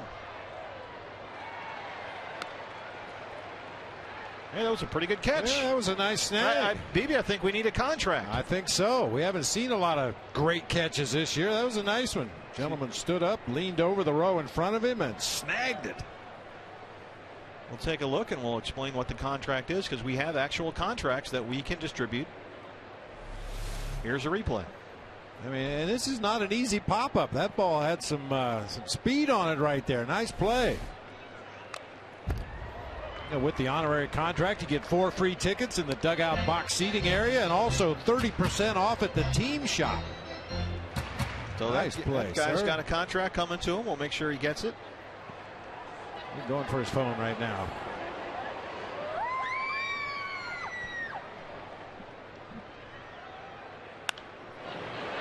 High in the air, left side. Dominic Brown. 2 down. Good at bat there by Gerardo Parra. Second baseman, Josh Wilson. Josh Wilson's got the Merv Griffin theme music going again.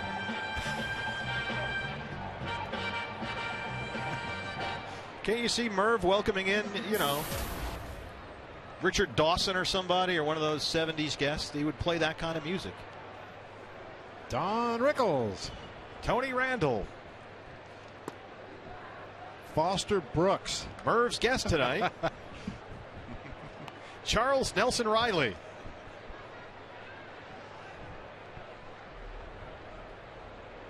I got to ask Josh what that is.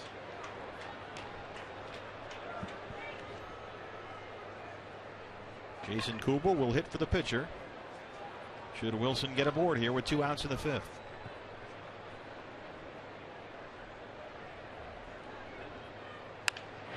Base hit.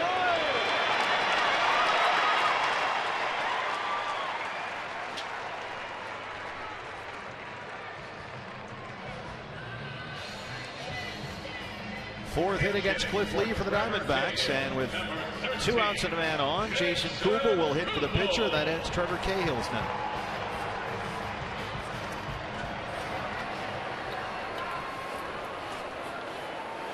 Jason was 0 for 3 here last night against the Phillies. He is 4 for 25 with 10 strikeouts since he came off the DL. And there's a discussion here because Kubel is somebody that has to be reckoned with.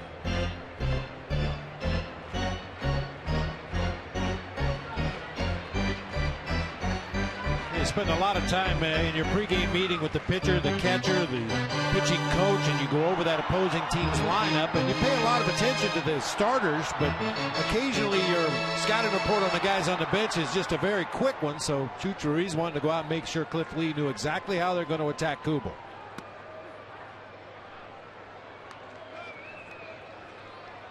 Now, what about the idea that when you're facing a guy who throws a lot of cutters like Cliff Lee does, it's almost better in this case to be a left-hand hitter than a right-hand hitter? Now, there's that theory out there against pitchers that feature that cutter ball. You're better off going with the same side of the plate. Because for the left-hand hitter, it actually tails away from you rather than in and would break a bat or jam you. You got a better chance of staying on that ball and driving it to the opposite field. If he happens to make a mistake with that cutter and leave it over the middle of the plate, it's a very hittable pitch. And we'll chop it at first. Ryan Howard. Somebody's got to tag him. And there's the out. We're through 5 here at Chase Field. Diamondbacks trail at 1-0.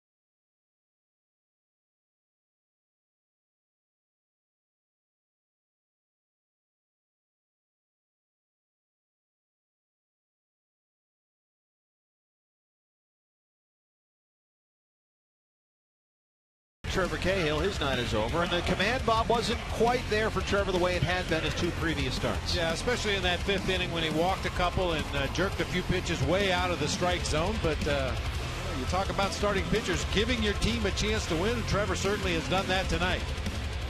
So Cahill's night is done. Here is Josh Colmenter. We last saw Josh Sunday in San Diego. Came on to start the 7th against the Padres. Worked a 1-2-3 inning, including a couple of strikeouts. And his whip, which is walks plus hits divided by innings pitched, is outstanding. 1 is very good, about 1.2 or so is league average. He'll face Young, Brown, and Ruiz here in the 6th. There's the strike. Delman Young has been on base twice tonight. He walked in the 2nd and doubled in the 4th.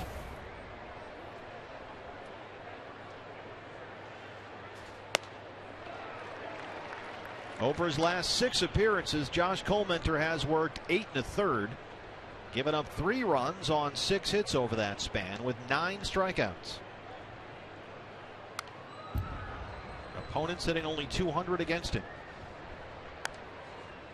Overwhelmingly all fastball changeup. 3 things you need to know about this D-backs bullpen last 7 games. Oh, pretty good. It has been one of the strengths of this team, even with all the April drama. And now the injuries, dealing with the loss of J.J. Putz, at least for the time being. J.J. shut down for 2 weeks or so, and then he'll be reevaluated after the good news on the examination.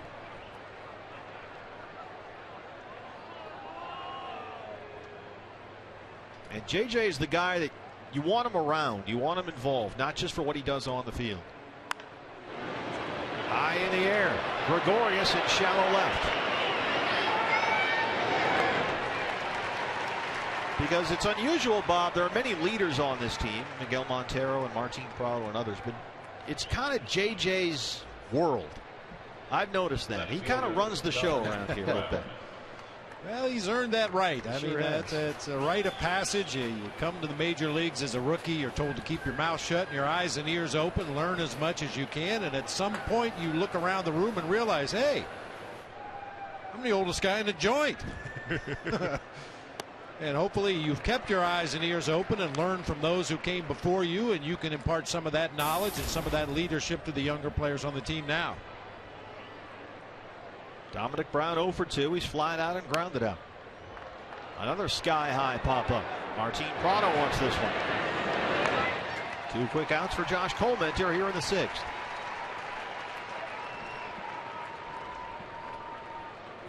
Catcher Carlos Ruiz.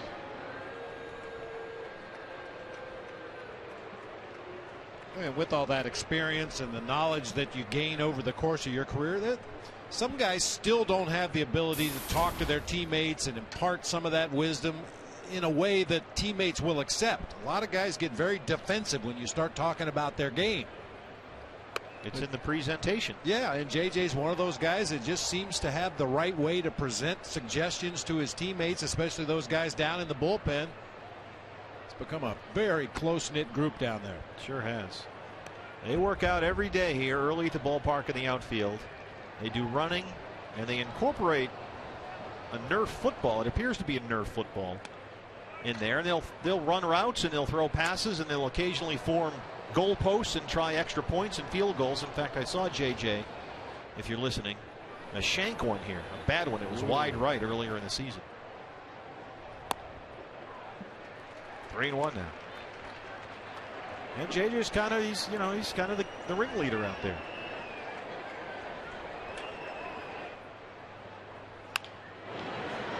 Prado at third. A nice 1, 2, 3, 6 for Josh Colmenter. Bottom 6 coming up.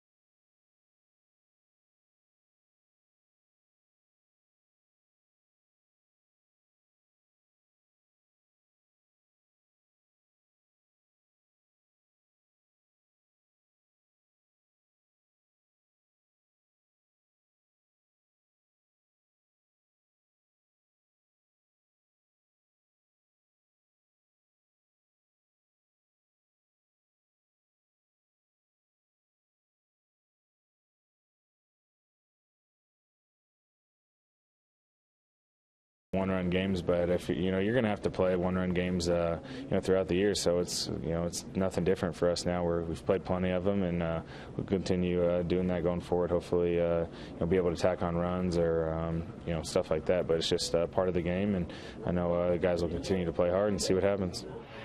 Well, what do you know? The D-backs involved in yet another one-run game so far this season. 16. They've been fairly successful. Talked to a lot of the guys in the clubhouse, Kurt Gibson as well, about what those games have meant to this team and how much they'll pay off down the line. And Kurt Gibson said it was huge. There you see their record.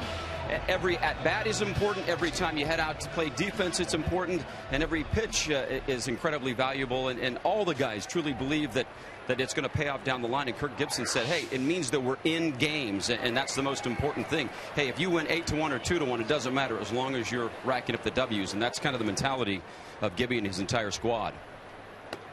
It sure is, Brad. Thanks. And they found, Bob, so many different ways to win all these close one-run games. And I think there's a difference between playing one-run games because you should win by 4, but you make mistakes and end up winning by 1. Or you go out there and you do everything you have to do to win a close game. Delman Young in foul ground. Pollock is retired. One away here in the 6th. Check out the sandlot here at Chase Field. A lot of action going on there as always. Beautiful night to be out here with us. Don't forget Mom's Day tomorrow.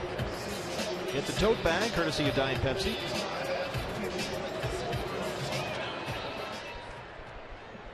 Didi Gregorius 0 for 2 so far.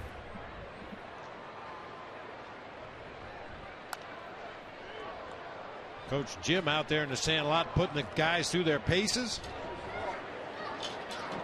Teeing it up. Some work at a faster pace than others.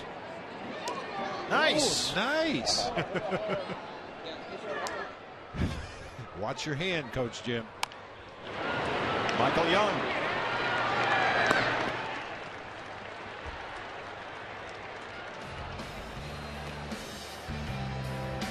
Only 7 hits in the ball game. 4 for Arizona, 3 for Philadelphia. And with 2 outs in the 6th, there's Goldie. Popped up to second and flying out to center. He's 0 for 2.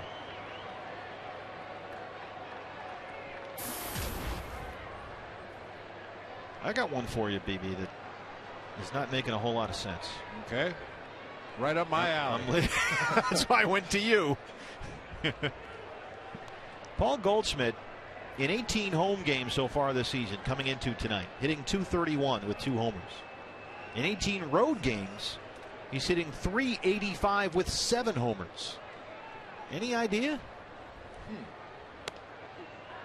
I know it's out there a little bit, and it might not mean anything at all. But of course, the Dodger Stadium series has skewed the numbers a bit. But this is a hitter's ballpark. I'll go with the small sample size excuse. Nice. I think come into the season, you'll see those numbers fairly close to even for Paul Goldschmidt. Well, it's a birthday.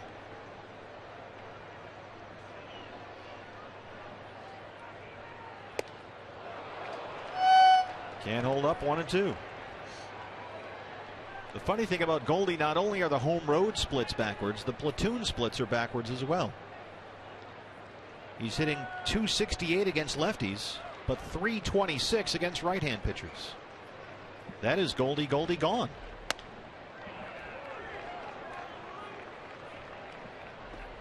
Now the guy's wearing a Goldie shirt. Goldie's up there against a former Cy Young winner.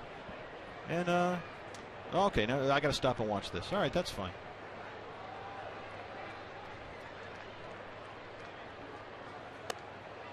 Three and 2 now.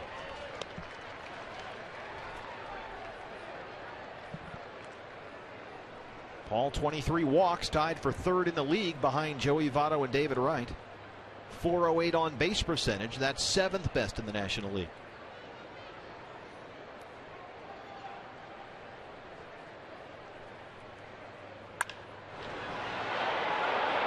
Out of play.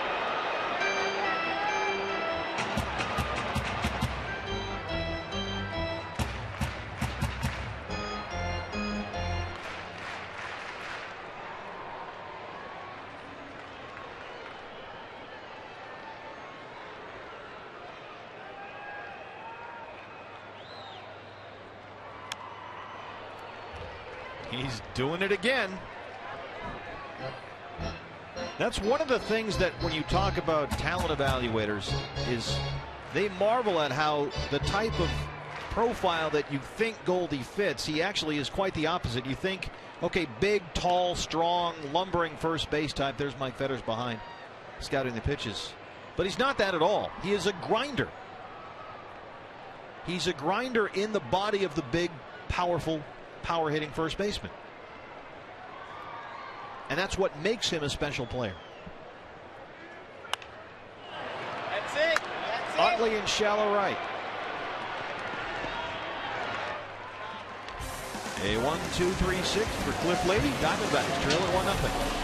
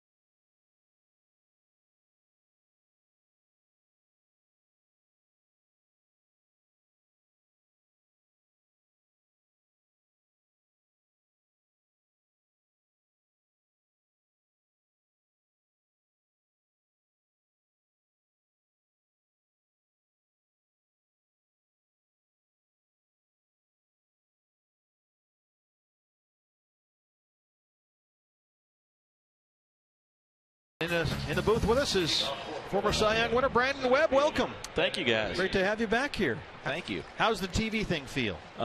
It's not bad. It's kind of fun. I had fun. He makes it fun. Yeah, this is it's different, but I enjoyed it out there. What do you make of the way Trevor Cahill looked tonight? It's great that you're here because you guys were similar in some ways. Yeah, no, I agree. I mean, looking at him and how he's approaches the hitters, the stuff that he has. It's a pretty good comparison. I thought he did a pretty good job of battling, got out of a couple big jams, so made some big pitches. Ben Revere's been on base twice, a single and a walk. Anything that you've seen, Brandon, that would sort of give us some insight as to why Trevor's command has been somewhat hit and miss this year?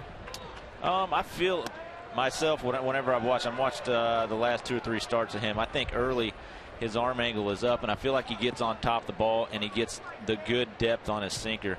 When he gets a little bit deeper in the game, I feel like his arm angle and/or his wrist gets on the side of the ball. He gets the lateral movement, and it's tough. Once you do that, you start jerking your changeups. I saw him do that a couple times today, but overall, his past few starts have been pretty stellar. Yeah, it's certainly been an improvement from the beginning of the year, that's for sure. Center field, here comes A.J. Pollock racing in. Ben Revere on base for the 3rd time of the ball game. Leadoff single here in the 7th. We'll be talking about that sinker. How frustrating was it for you when those ground balls would get through the infield? I mean, there's really nothing you can do about it. You get what you're looking for, a ground ball, but sometimes they sneak through. Absolutely. That's and I battled that early on in my career in the minor leagues. Just the defense is not as good as it is in the big leagues, and I was giving up little hits and things like that and getting frustrated. Mark Davis, a pitching coach down there in AA, said, "This is the pitcher you are. This is who you are. You're going to live and die by that pitch. Once you start moving up, the defense is going to be better." Yeah! Revere's in there at second with a stolen base, and those hits are outs. But it is frustrating. Well, I guess you have to just be comfortable with being that type of pitcher, because we were talking earlier about how Trevor's worked with a cutter now, and he wants to. It's probably a little bit boring to just throw a two-seam fastball all the time. You must have an urge to tinker with some other stuff and make it more interesting for yourself, if nothing else. Exactly. Yeah, we do like the strikeouts, but for sinker ballers, our game is to try to get the hitters out in 3 pitches or less.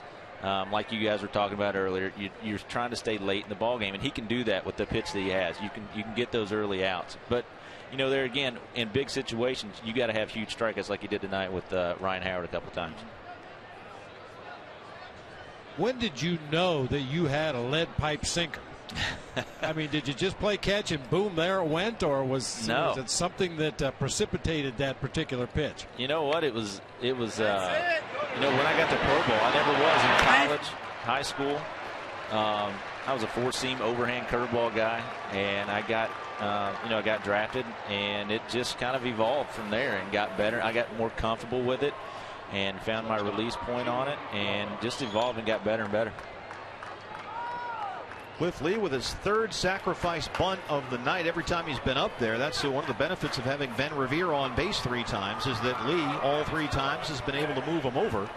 And now after the stolen base, Revere's at 3rd. Paul Goldschmidt gave a real look over there to 3rd, BB, and then decided against it. So Revere at 3rd now with a 1 out. Here's Jimmy Rollins, who had the sac fly his last time up, driving in Revere for the game's only run. And he breaks his bat. It drops in. There's an RBI. 2nd of the game for Rollins, and it's 2-0 Phillies. And once again, Philadelphia, using Ben Revere's speed, has manufactured a run. Second baseman, Utley. Jimmy Rollins gets jammed badly on that pitch, breaks his bat, but with the infield drawn in, that one floats just far enough to drive home Revere from 3rd base. So Ben Revere, whose Phillies career started off miserably, is really having a good month. It's continued here. He's been on base 3 times.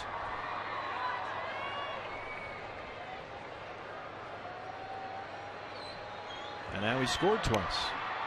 Here's Chase Utley. Walked his last time up. He's also struck out. He's 0 for 2. Well, Webby, I imagine over the years that you wore out some catchers. I mean, catching that heavy lead pipe sinker is not an easy thing to do, and I know you were fortunate to have some real good ones, but man, I know from experience, catching guys that threw that heavy sinking fastball, that was not easy to make those pitches look good all the time. Right, yeah, it's a thumber every time if you throw a good one, and I think I beat him up more up on the changeups in the dirt. Oh, I just feel so bad for the catcher.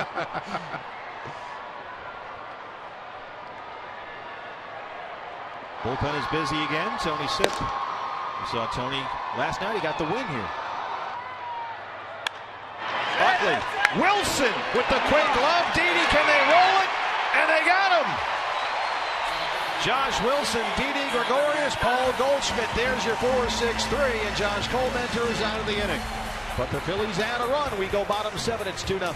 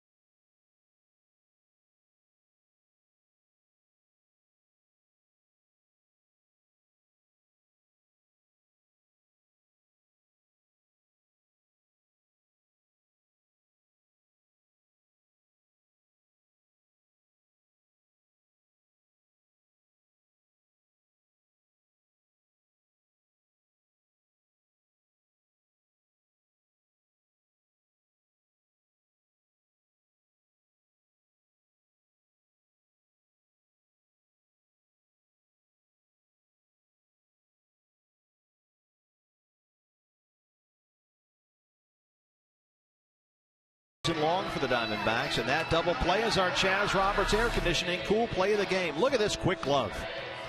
Moving to his left, plays the bad hop, gets a strong throw off to Didi, and then Didi fires a rocket onto Paul Goldschmidt to get a pretty fast runner over there. Big double play. That's our Chaz Roberts air conditioning cool play of the game. Josh Wilson starts the 4-6-3. So it's 2-0 now, Phillies. Cody Ross, Miguel Montero, and Martin Prado here in the 7th against Cliff Lee. Lee at 87 pitches, 60 for strikes. Cody has walked and flat out. He's 0 for 1. Brandon, how would you describe this year's D-backs team in terms of the personality? Well, I think they got a good mix, and they've been coming together doing different things to win the ball games like every day. I mean, it's not always homers or it's pitching. It's different aspects every day. Last night, big base running, got him a run and was huge. Yeah, it's amazing. With all these one-run games, you got to win them in different ways. They've done a little bit of everything this year. It's been fun to watch. And the injuries are another part of the equation. All those guys, 2 of them are still on the DL, and Jason Kubel just came off. Speaking of.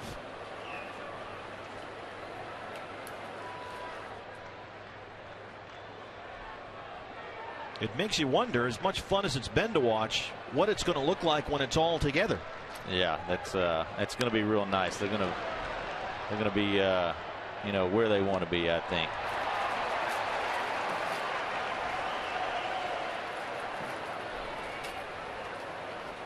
Willie Bloomquist and Aaron Hill giving Didi Gregorius a chance to shine. Now, Willie was telling me yesterday that he thinks by the end of next week he'll be playing in games again. Got a little ahead of himself in his rehabilitation. He felt great in batting practice, but went down to extended spring at game speed. Guys throwing, in the 90s, and he realized he wasn't quite up to it yet. A couple more days of batting practice, some more work in the training room, some more work in the weight room, and he's going to try it again the end of next week. 2-2 to Cody Ross. Cliff Lee didn't get the call there from Gary Cederstrom.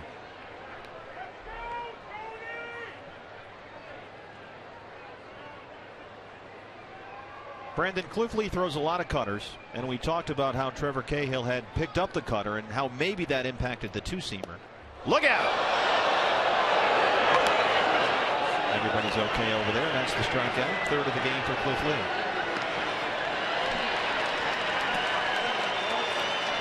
Let's take this opportunity to answer our AT&T Twitter poll question. What do you think is Brandon Webb's favorite D-backs accomplishment? Well, 40% said the Cy Young. So only you can answer this question. Myself, I thought the coolest thing I did was the 42 scoreless inning streak. Okay. Why is that? It was just, I don't know. It's pretty remarkable. I mean, I just was not giving up runs. I threw 3 complete game shutouts in a row there. That was just tough. It was pretty remarkable. How did you feel during the course of that stretch? I mean, we talk about players getting locked in. A hitter gets locked in. You must have been as locked in as you've ever been in your life. Absolutely locked in. Yeah, I mean, just felt like everything was going my way. Great plays, of course. That's just how it is sometimes. I was fortunate and lucky, and all those things. You wish you could bottle that, and I'd buy a bunch of it. I know that. That is awesome. Although no one ever says former consecutive inning streak, it's always former Cy Young winner. I agree. That was. But if you're lucky enough to have them both, so it works out. There you go. I wanted to ask you about the cutter because Bob and I had talked about Trevor Cahill's increased use of the cutter and now decreased use of the cutter. Could, as we've seen with other pitchers, it seems, could picking up a cutter and throwing that pitch impact your other pitches, or so they lose their effectiveness? What do you think about that? I think it can. I mean, with the sinker ball guy, that's the exact opposite thing that you're trying to do most of the time. And the cutter's been the biggest pitch. Everybody wants to throw a cutter now. Everybody wants one. And I think it's good for a show pitch. I don't think it's a great pitch unless you're a Cliff Lee type guy that's going to throw it. That's his bread and butter. But if it's not your primary pitch, don't overuse it. Yeah, we've seen. I always go to John Lester as the example of that. He picked up the cutter and got cutter happy, and all of a sudden he was throwing it more than any pitcher in the American League, and suddenly he wasn't really John Lester anymore. Right. No, I agree. And we had some fun up here last night, Brandon. I was trying to demonstrate Ian Kennedy's changeup that he throws. He has kind of a circle change, split finger Vulcan changeup that he throws. We're going to have the camera on here in a minute after Miggy's base hit drops into right field. Right in front of Delman Young, a one-out base runner. How did you hold that sinking fastball? I mean, was there anything to do with the grip? I don't. You know what? Everybody asks me about the grip. I really don't think it's about the grip. I think it's arm action and getting on top of the ball. For myself, I always had to throw with the letters on top of the ball. That way, I felt like I was on top of the ball, and that was the main thing for me. I don't think it's a grip. It was a straight two-seam grip. Many people throw that. It's a basic two-seam fastball that you get on top of, and with my arm action, I just happen to have a good sinker, and that's all I can say. I've tried to teach people, and it's tough. Well, what kind of arm action are you talking about then? Well, it's a lot of external rotation, and then with a lot of pronation when you're coming through, and that gets you on the inside and the top of your inside and top of the ball, which creates that downward plane. We hear that all the time. I got to get on top of the ball. On top of the ball. You don't want to be here. A lot of times pitchers are getting on the side of the ball. That's where you're going to get the lateral run. Right. You want to have your wrist and fingers on top of the ball when you release it, and that's where you get the downhill plane from that.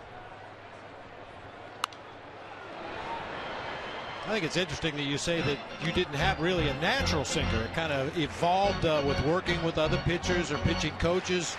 I was very fortunate to play with some guys. Rick Russell was a sinker ball pitcher. It was very natural to him. Billy Swift, who's a baseball coach at Scottsdale Christian here in town, threw a very, very heavy sinker, and it was just natural. It just came. They didn't try to turn the ball. There wasn't anything special they did. It was just there. I think that's how it is. It just, you either have one or you don't. Montero took off, has to hurry back. Utley is there under it, and there are two away. Well, I got to tell you this, Webby. The highest praise I think that you can get in this game is when your name is still mentioned years after you stop playing. I've talked to a lot of scouts and a lot of minor league guys, and when they describe a young pitcher, they'll say he's got a Brandon Webb sinker. I mean, when they use your name to label a guy, that's pretty high praise. Yeah, you can't ask for anything more than that. That's pretty awesome. So, Brandon, what are you doing with yourself these days?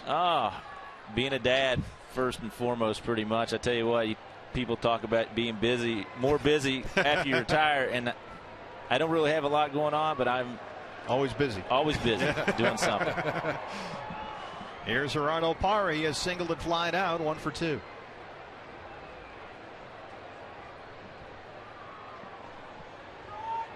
I know you used to play some guitar.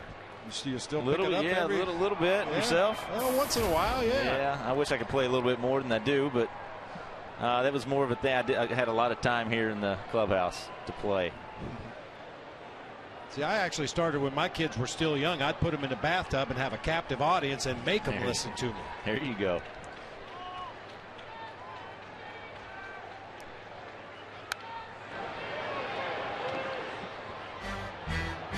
Diamondbacks running out of outs here.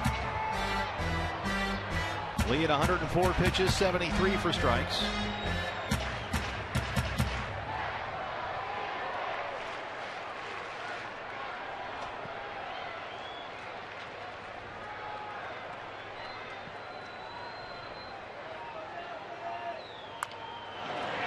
Chopper in front, Cliff Lee can't pick it up. Parra's aboard.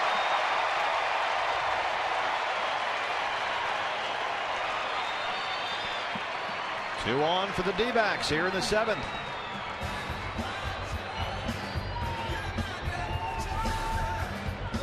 What a reputation of hustle will do for you right there. Cliff Lee knows he has to hurry this throw. Gerardo Parra just busting it out of that batter's box, and Lee kind of took a peek up to see where the runner was before he got the hand on the ball right there. Just fanned on it. That's all the time Parra needed to reach. Base hit for Gerardo Parra, 6th hit of the game for the Diamondbacks. 2 on, 2 outs now, and here's Josh Wilson, who singled his last time up. Brandon, we started this game with a roof closed. We opened it after the fourth. Were you a roof open or closed guy? I like the roof open. I just think the atmosphere is better.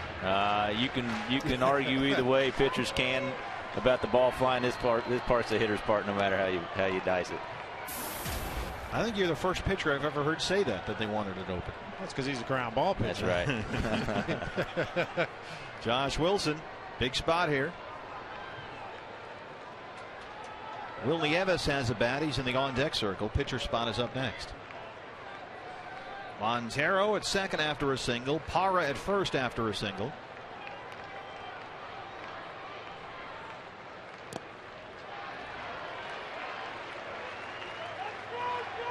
I got to ask you, do you remember the music they played for you when you took the mound? Oh, yeah. That was bad, whatever it was. That was Matt Manti. I kept it my whole career, too. Matt Manti. Jam on It. And I don't know the group, but it's an old school, like, 80s rap song. So you had that forced upon you? Well, yeah, you know how it is. They when you're a rookie, they come up and they pick the song for you. Manti was kind enough to give me that one, and it stuck. I think it might be by Nucleus. Yes, is that right?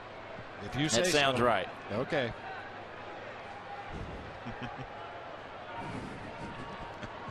2-0 to Josh Wilson.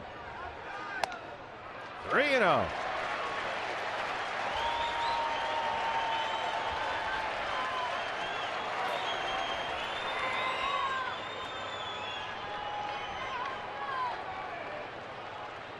Pitch count is not as big a deal here as it is for other guys. Lee's gone over 106 of his 7 starts this year. His high for the season, 122. That was 3 starts ago. There's a strike, 3-1. He threw 102 pitches in his last start. That was against the Giants earlier this week.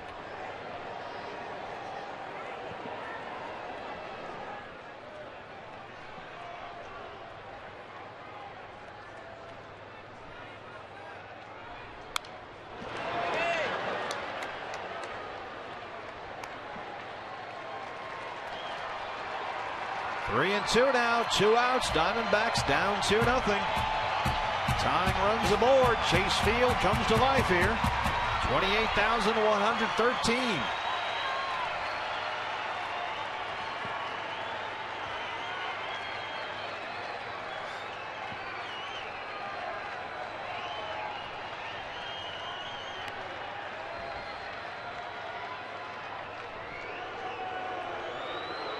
Standard operating procedure, full count, 2 outs, runners on base. Try that spin move to second just to see if you can get Miggy jumping out there the way they caught A.J. Pollock earlier.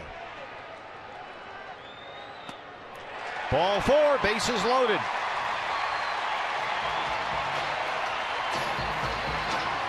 Second walk for Cliff Lee. Rich Doobie to the phone. Ball's quiet out there. Big meeting at the mound right now, maybe to buy some time.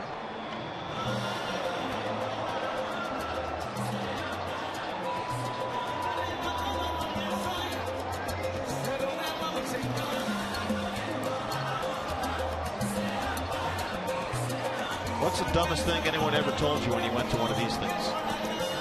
To a meeting at the mound. Like you're out there and somebody says something and you're just thinking, really?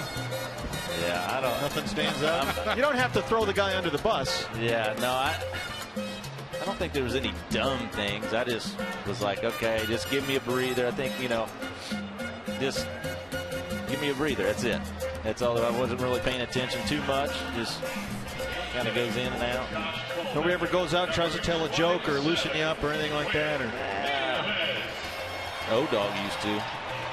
Well, he was always doing that anyway. Yeah, he would come in, and it didn't matter what kind of situation. With this situation right here, he's cracking a joke on me. Bases loaded. Here's Will Nieves. He'll hit for the pitcher. Got to start behind the plate in the series finale at Dodger Stadium Wednesday, 0 for 4. In his 5 starts this season, Will has hit .352, 6 for 17. He's in a big pinch hit here. Bases loaded, 2 outs. 0-1.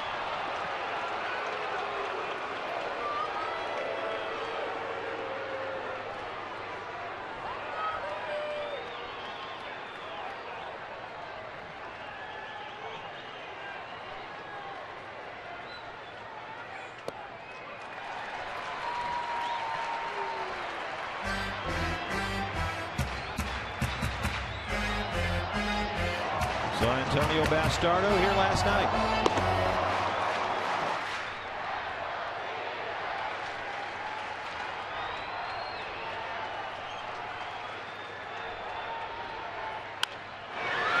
Rollins at short.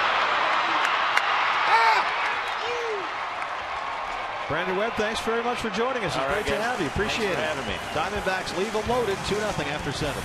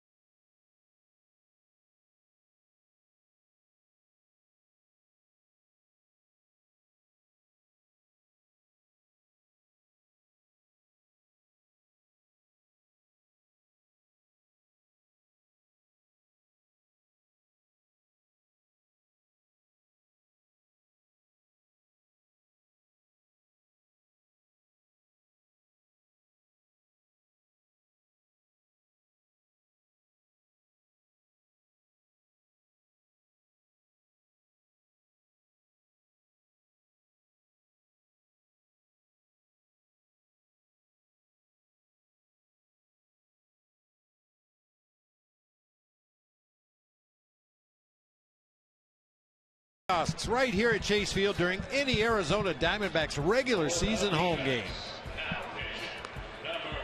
Get to take home the autographed game piece. Tonight's Kachinko contestant took home a Miguel Montero autographed piece. I mean, that's the worst thing that can happen to you if you play Kachinko. You leave with a signed game piece. New pitcher for the Diamondbacks is Tony Sipp. He was the winner here last night. Retire the only two he faced, Ryan Howard and Carlos Ruiz, to get the win. Sipp has not given up a run over his last 6 appearances. He's allowed 3 hits and 3 walks in 4 1/3 over that span with 2 strikeouts. Traffic overhead here with the roof open at Chase Field on a gorgeous Saturday night. Just beautiful out here. One of those airplanes brought my daughter into town for Mother's Day. Shout out to Lacey in town for the weekend. Now, what did you plan something? Is it a surprise? Are we going to give it away? Or well, yeah, Mom didn't have any idea that Lacey was coming home for Mother's Day. Nice so, work. Yeah, it was a nice surprise. Michael Young singled his last time up. He's 1 for 3.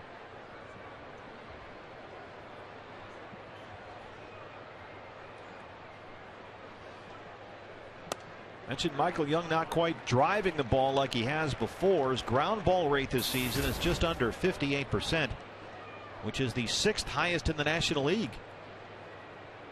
He says, hey, I'm a line drive hitter. I expect that to change.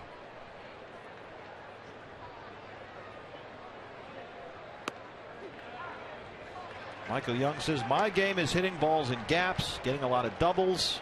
Those things go in cycles. He's in a bit of a down cycle right now.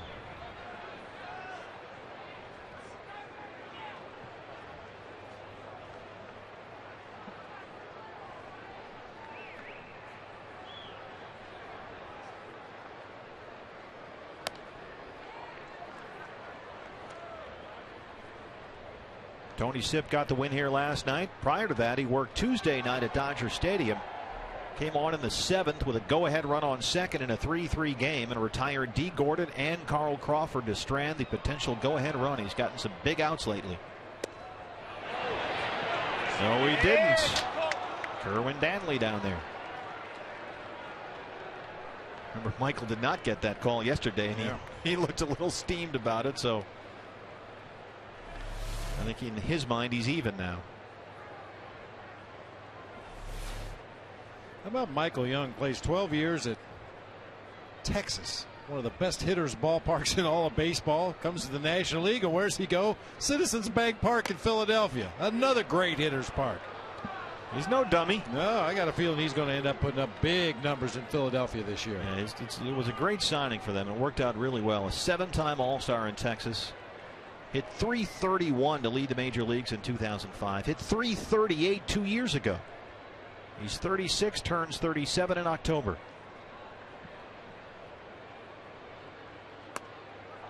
Leadoff walk for the Phillies here in the 8th. FoxSportsArizona.com, all your online local sports coverage. Tyler Lockman on last night's big hits from Prado and Montero. Jack Magruder's on-site analysis from tonight's. Plus, Craig Morgan talks with Cardinals linebacker and second-round pick Kevin Minter. All that more right now on FoxSportsArizona.com. Ryan Howard is 0 for 3. He has struck out 3 times. That is now 41 strikeouts in 129 at-bats this year. And the shift is back on. Young aboard at first.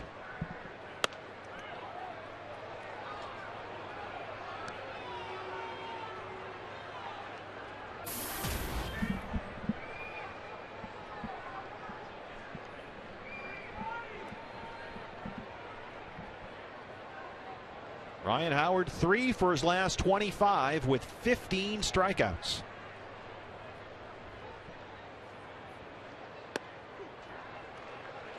One and one. Look, even the Jumbotron has the shift on. Right on top of it.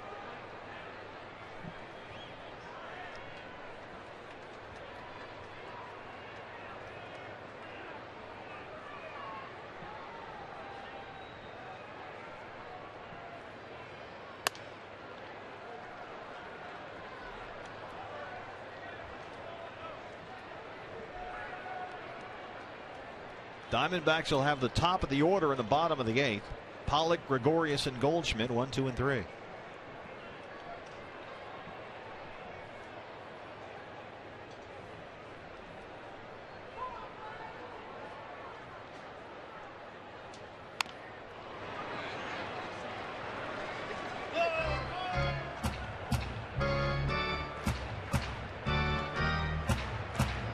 Tony Sippa's going to the inadvertent Rafael Soriano with the untuck. Remember that whole untuck thing when he was on the Yankees?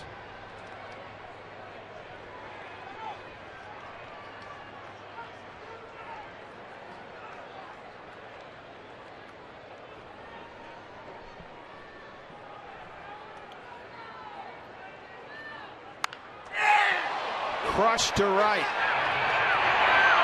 Gerardo Parra at the wall. Young back to the bag.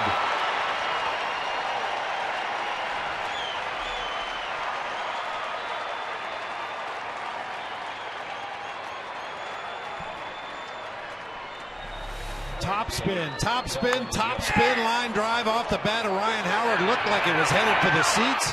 Gerardo Parra never gave up on it, tracks it down right in front of the fence. Got 2 hands on that ball, made a nice running catch. The more you see him play every day, the more you love him. He does everything. Ryan Howard 0 for 4. Here's Delman Young. Runs, throws, hits, fields.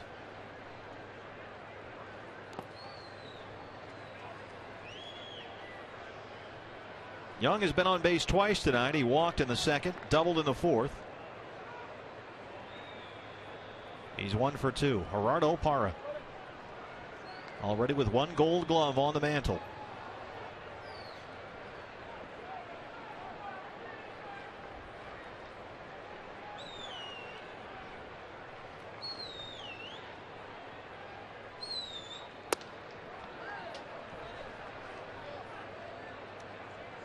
You see that little movement that Miggy did? Is that finish the pitch or follow through? Absolutely. Or? Just finish. Get that pitch out front. Sometimes guys are in such a hurry to release that breaking ball, they don't get out front, really finish that release point, get the good downward break in the strike zone that they're looking for.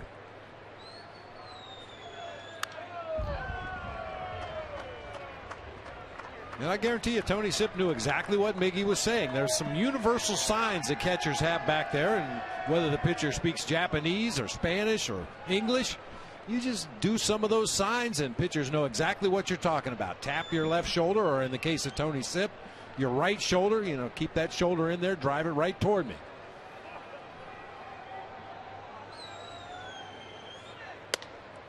You put your arm out front like Miggy did on the pitch before. That means get out front, finish the pitch. Sometimes he'll hold up his glove in his hands and just settle down, slow down, slow down. Other times they'll push both hands at the pitcher. Stay back. You're jumping toward home plate too much. Stay back over the rubber. 3-2 now.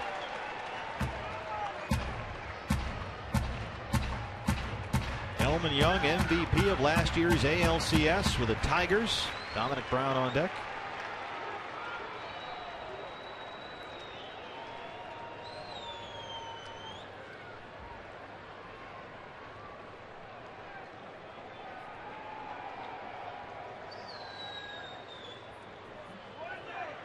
There goes Young. Ball 4. Second walk of the inning issued by Tony Sipp.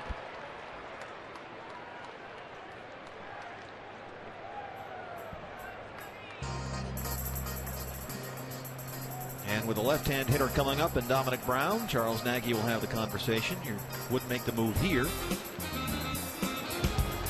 Will Harris, who made his Diamondbacks debut last night, up and throwing again.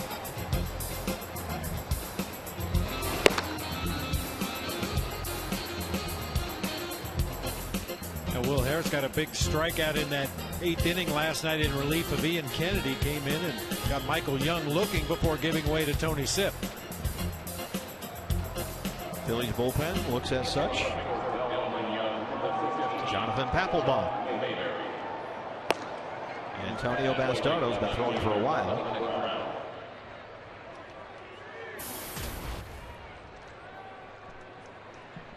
Dominic Brown 0 for 3, popped up his last time up.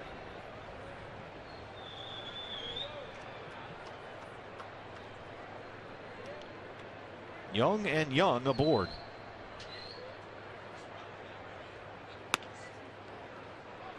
And now Mayberry has gone in to run for Delmon Young. John Mayberry Jr. down there at first base.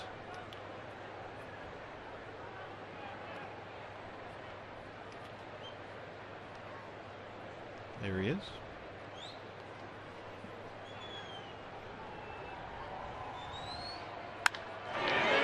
It gets through a base hit. Michael Young will come in. No throw. 3-0 Phillies. Dominic Brown RBI single.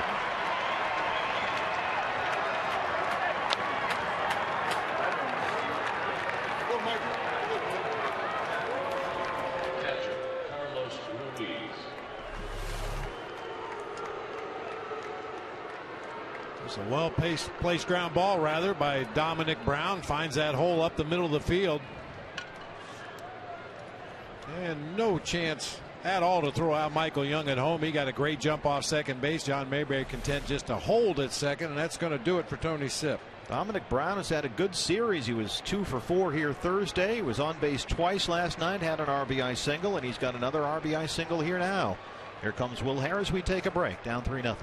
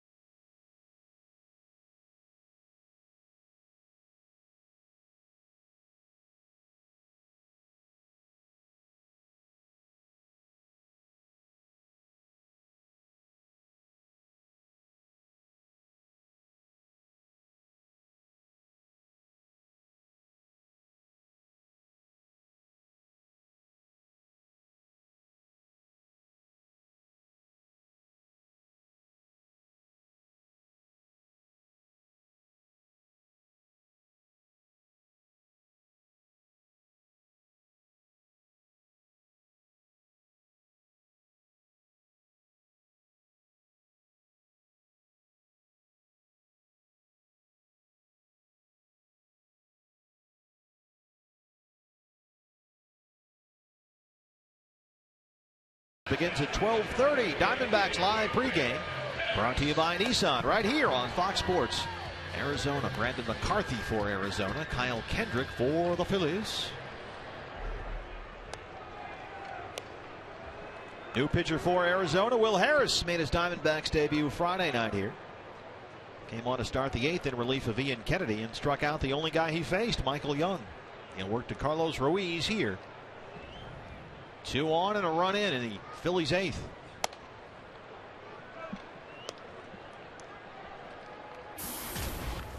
This is Will Harris, just called up from AAA Reno, taking the roster spot of J.J. Putz, who's on the DL.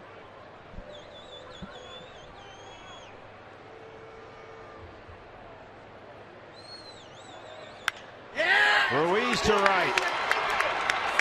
They'll stop Mayberry Jr. at third. Phillies have him loaded here with 1 out in the 8th.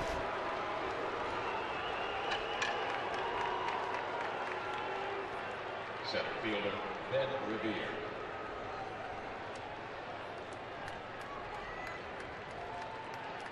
Here comes Ben Revere, who's 2 for 2, 2 singles and a walk. He's been on base 3 times. He scored twice.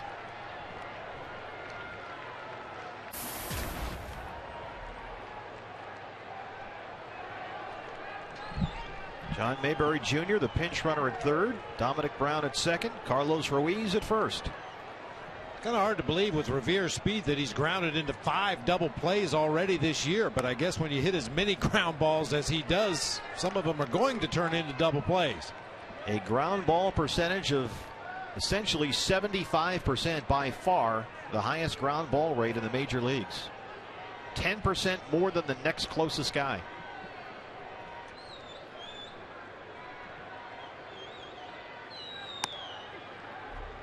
I tell you what, they take a ground ball right here. Yes, indeed. Will Harris, unlike Trevor Cahill earlier in the ball game, doesn't throw a sinker. He throws a cut fastball and a curve ball.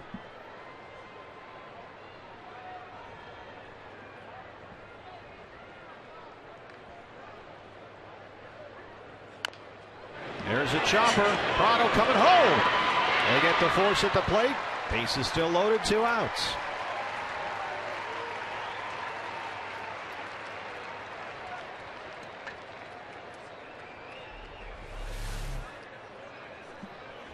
Chopper down that third base side. That's one of those plays I talk about with the stopwatch running in your head. You know you don't have a chance to get a double play, so get that force out at home plate. Keep that run off the board. Miggy has to make like a second baseman and jump over the sliding runner at the plate.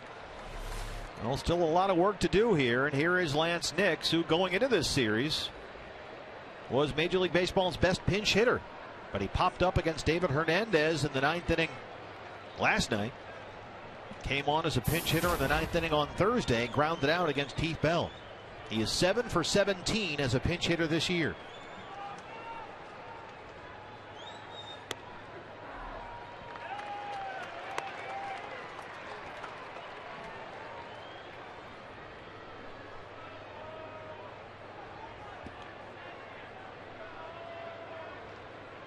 Two hits and 3 walks in his last 13 plate appearances.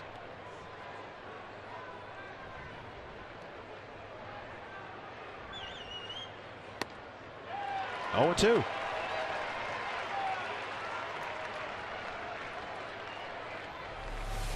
Cutter up and away. Miggy wanted it down and in. Still an effective pitch.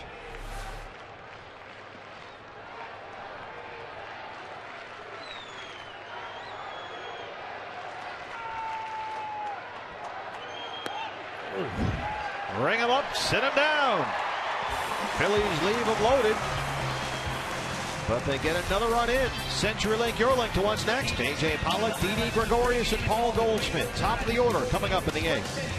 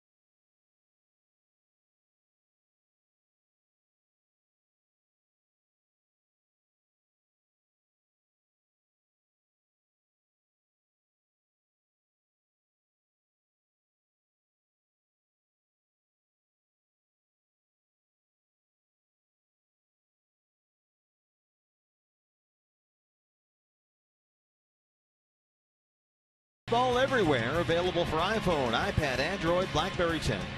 At Bat delivers D-backs baseball with live audio, pitch tracking, stats, news, highlights, and more. Text At Bat to 31826 or visit dbacks.com for details. Bottom of the 8th, top of the order up here for the Diamondbacks. And they're facing a man we saw here last night, Antonio Bastardo. This was the guy who gave up Martin Prado's big RBI single with the 2 outs in the 7th last night.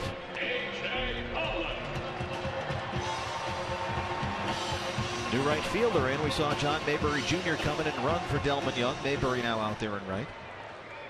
So Mayberry in right, Bastardo on the mound. Diamondbacks down 3-0 here in the 8th. Pollock, Gregorius, and Goldschmidt top of the order. AJ is 2 for 3. He's doubled twice. Now leads the National League with 14 doubles. 0-1.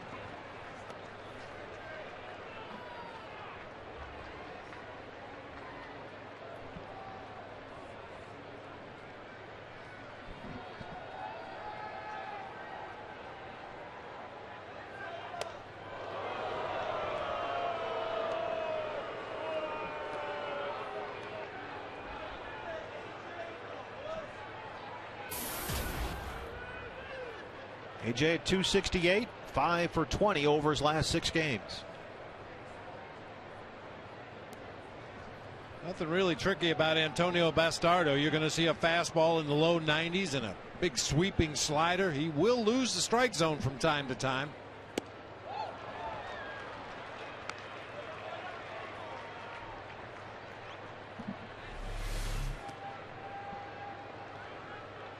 You mentioned something about a big sweeping slider.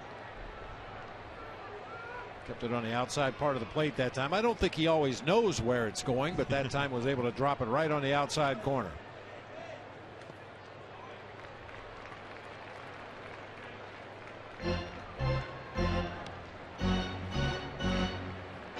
Antonio Bastardo holding opponents to a 189 batting average this year. They are 7 for 37 against him.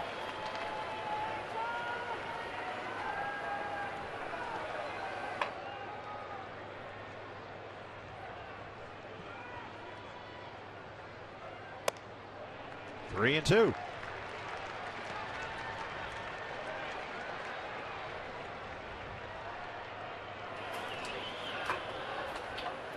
The relief corps watching from the dugout.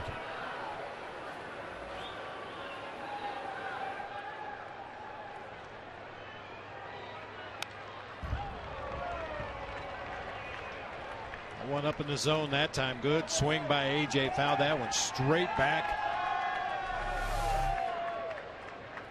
Ruiz sets up right down the middle. That's where Bastardo throws it. Belt high right down the chute. One more of those, please.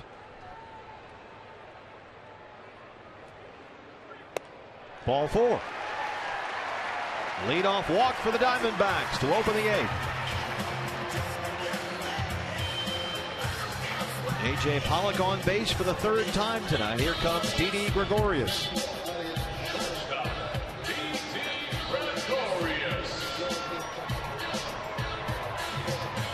Didi 0 for 3. He's popped up and grounded out twice.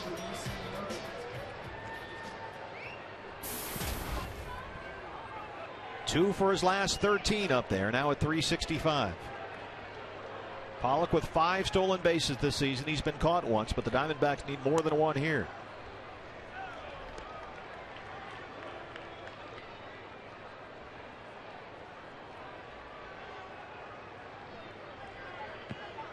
Papelbon continues to throw.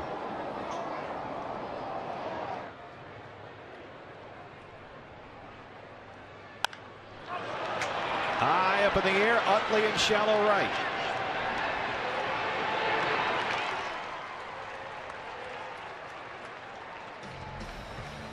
Gregorius 0 for 4. Here's Paul Goldschmidt.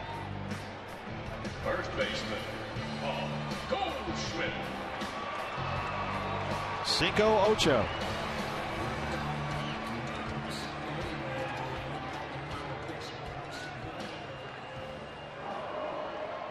Goldie 0 for 3. He's popped up twice and flied out.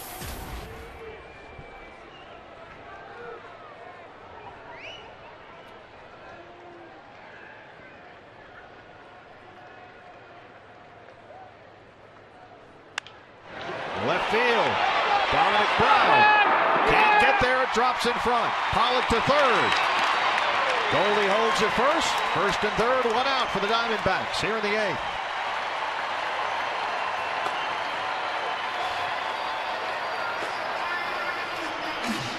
Seventh hit for Arizona. Didn't get all of it. Looked like Bastardo was able to get in on his hands just a little bit.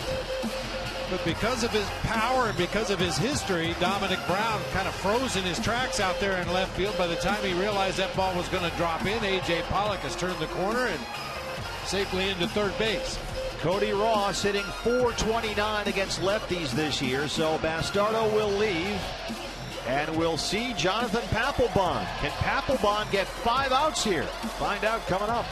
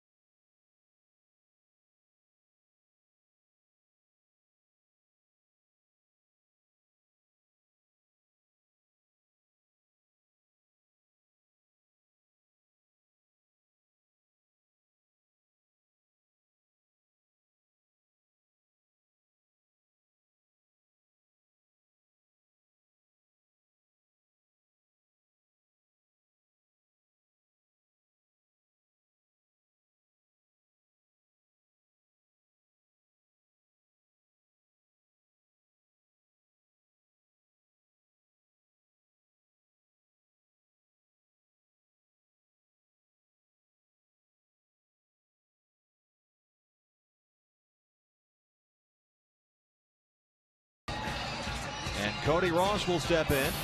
He's the tying run at the plate. Papelbon a perfect 5 out of 5 in saves this season.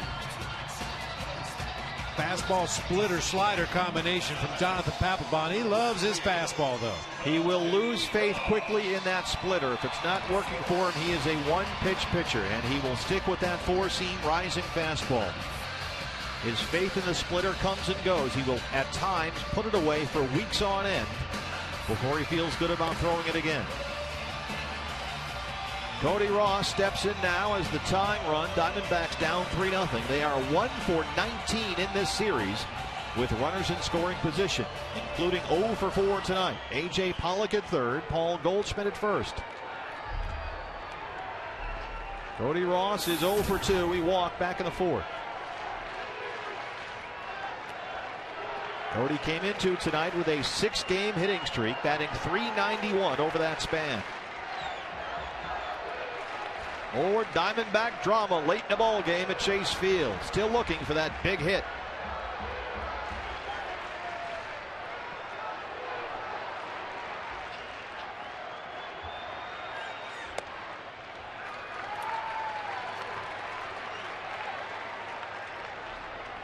He's seen a lot of Philadelphia pitching over the years. Average not great, but the power numbers are great. You're looking for power right here.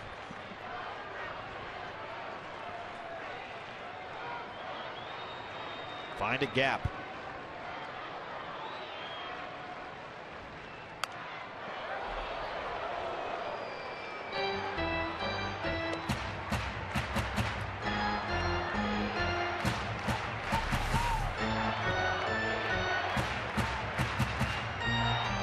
Back in. Yeah, that fastball just continued to tail right in on the hands of Cody Ross. Just had to fight it off that time. This guy can be a handful, and he gives you that look.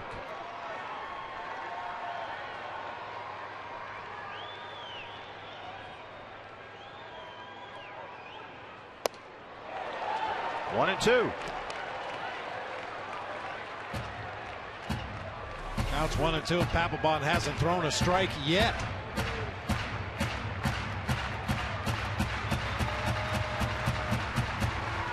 Oh, he gets that look on his face out there. Reminds me a little of John Lithgow.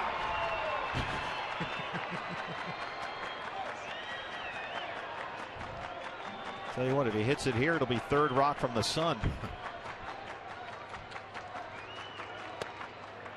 2-2.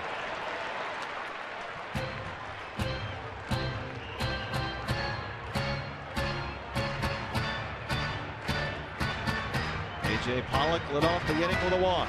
Paul Goldschmidt, a base hit single. Pollock to third. Ross the tying run at the plate.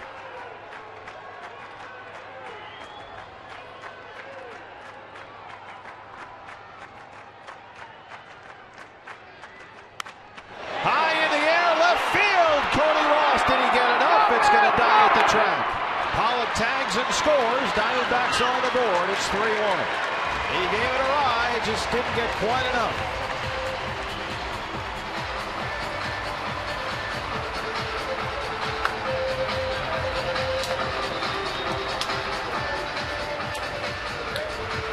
It looked good coming off the bat of Cody Ross that time. Really the first good pitch he had to hit in that sequence. Papelbon finally throws him a strike down and in. Trajectory was good off the bat, just didn't quite get enough of it. So the Diamondbacks will continue to be the only team that's not been shut out this season. On the board here, 3-1 now, 2 outs, and here's Miguel Montero, who was the hero in the 8th inning last night with a home run.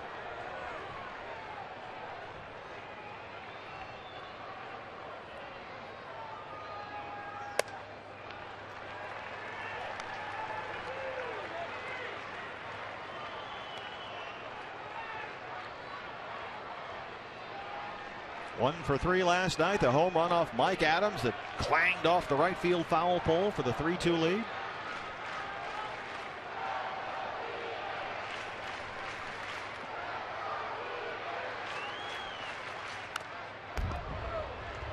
This was Miguel Montero last night in the 8th inning. Ambushed Michael Adams. First pitch he delivered. Miguel delivered. Line drive home run off the foul pole in right field.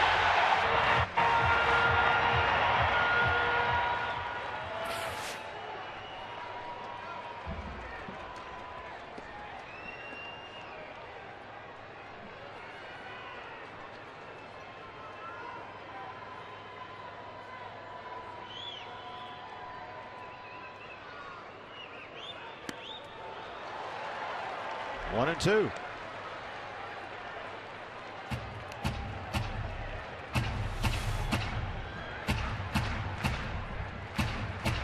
Boy, he's really got some late life on those pitches.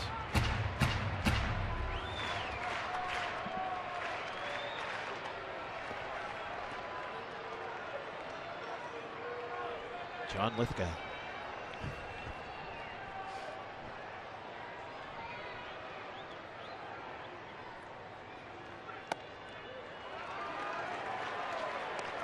Papelbon really locked into his routine, does the same thing between deliveries. Takes him a little while to get to the point where he's ready to throw the next pitch, but very consistent in his pre-pitch routine.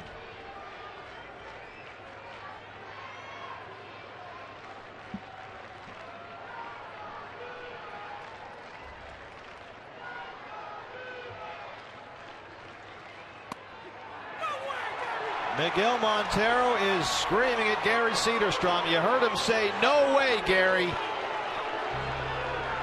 That's strike 3. That ends the inning, and he is still arguing. Let's take a look. You make the call. Off the plate, Miggy has a beef. 3-1 through 8.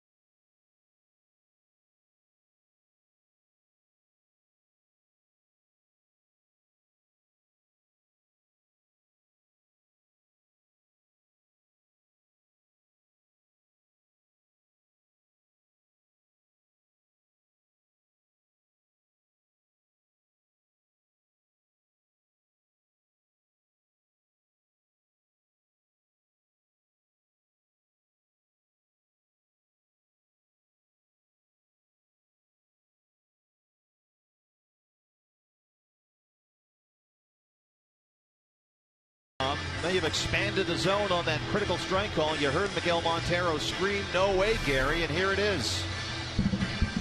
It tailed away, as it seemed every Papelbon pitch in that inning did, tailing away from the lefty there. It might have tailed out of the zone. You see the "no way, Gary," and he has to be careful here, very careful, Bob, because Gibby used Will Nieves to pinch hit already in the game. So if Miggy gets run, Josh Wilson is your catcher. That's why most managers don't like to use their catcher, especially early in a ball game. It looks like they've made up, at least we hope so. Miggy needs to stay in this ball game. New pitcher for the Diamondbacks is the big lefty Matt Reynolds. Keep a close eye on that dynamic behind the plate. Matt Reynolds unscored upon this season in 18 appearances as a Diamondback. He last worked in Thursday's series opener here. 2/3 of an inning, gave up a base hit. He'll work to Rollins, Utley, and Young here in the ninth. Jimmy Rollins had an RBI single his last time up. He's got 2 tonight, in fact. Had an RBI sac fly as well back in the 5th. Lifts it to left, foul. Matt Reynolds, 18 scoreless outings to start a season, the second longest streak in Diamondbacks history, behind only Joe Patterson's stretch of 19 to open the 2011 season. So a scoreless outing here for Reynolds, and he'll tie Joe Pa. Off the glove, past Didi, base hit. Rollins aboard for the 3rd time tonight.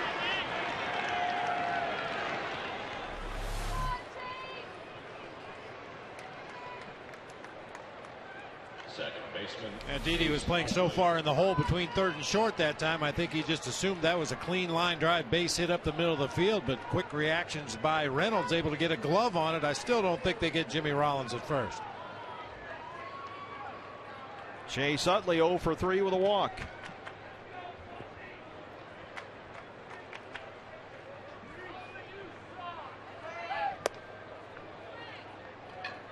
Rollins already has 1 stolen base tonight, his 4th of the year.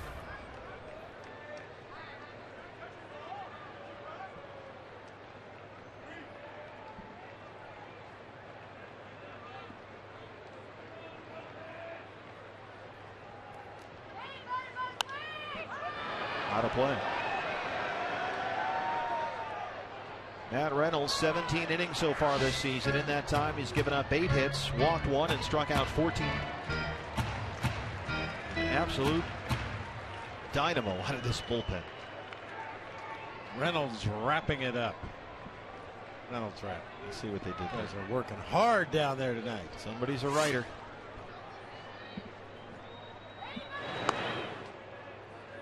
Matt Reynolds, the only pitcher in the major leagues with at least 10 appearances and no runs allowed.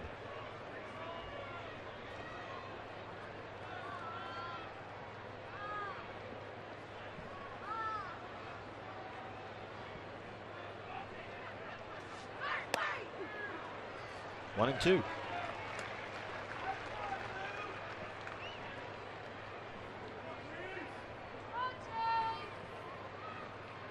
Chase Utley, 5-time All-Star, finished in the top 10 in the MVP voting 3 times.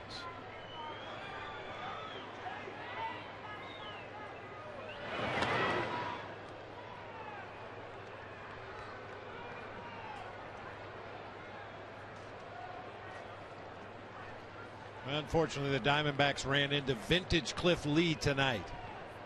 Had a cutter working on both sides of the plate, pitching aggressively in the strike zone. Unusual to see him walk a couple of guys. Base hit to center. Rollins had to hold up. He'll stop at second.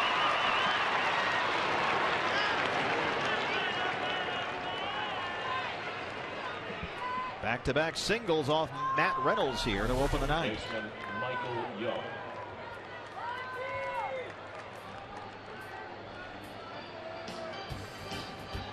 Both base hits in this inning coming right back through the middle of the field. And with Matt Reynolds out there, this is something which we haven't seen. Well, he does have a definite double play candidate at the plate. Michael Young has grounded into 10 of them this year. Take a good pitch down there at the bottom of the zone. Let your defense work behind you here. Michael Young, a ground ball percentage of 58%, sixth highest in the National League. He's 1 for 3, single back in the fifth. Walked and scored his last time up.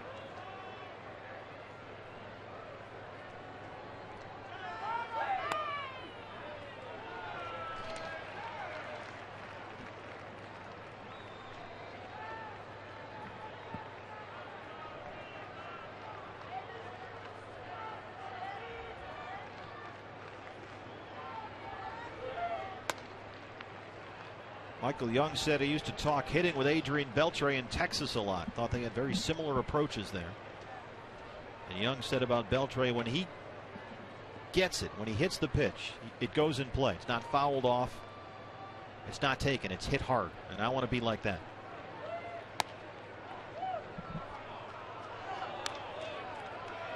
So Reynolds being careful here. He's behind 2-1.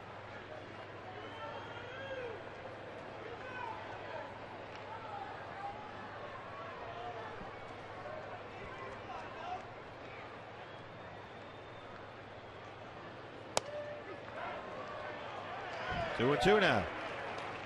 That looked like a cross up. Miggy had started to come up out of his crouch behind home plate, has to reach back down to the outside corner, and they actually get the call from Gary Cedarstrom. That rarely happens.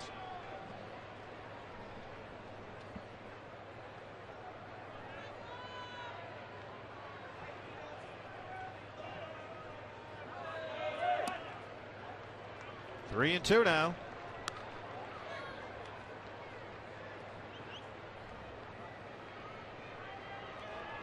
Ryan Howard is on deck. He's 0 for 4. He struck out 3 times tonight. Philly Fanatics.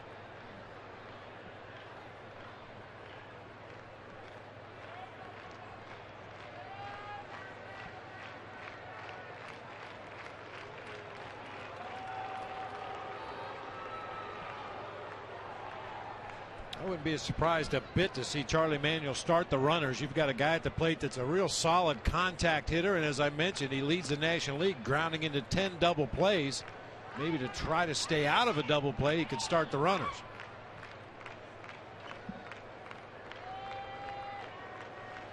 Although Charlie doesn't like to push too many buttons with those 4 guys at the top of his order. He likes to let them swing the bats.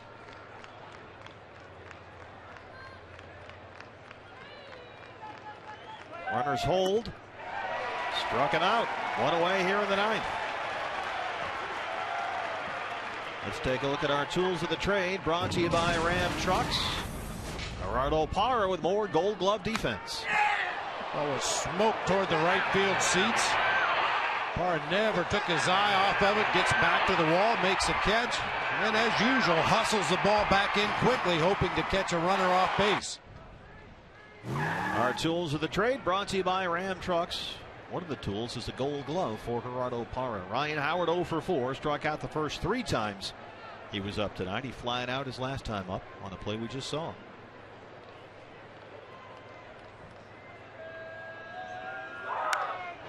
Out of play.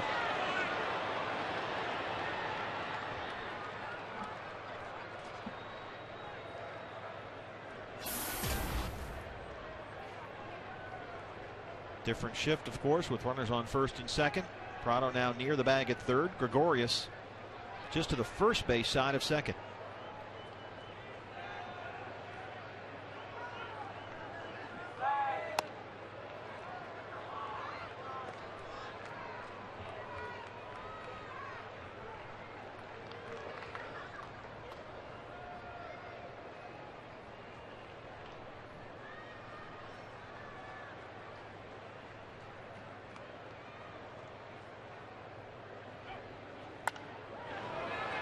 One and two.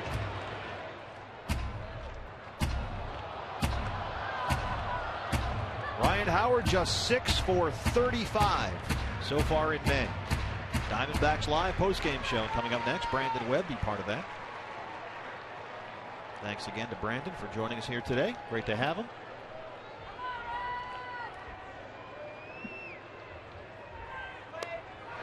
Ryan Howard strikes out for the 4th time tonight. 2 down here in the 9th.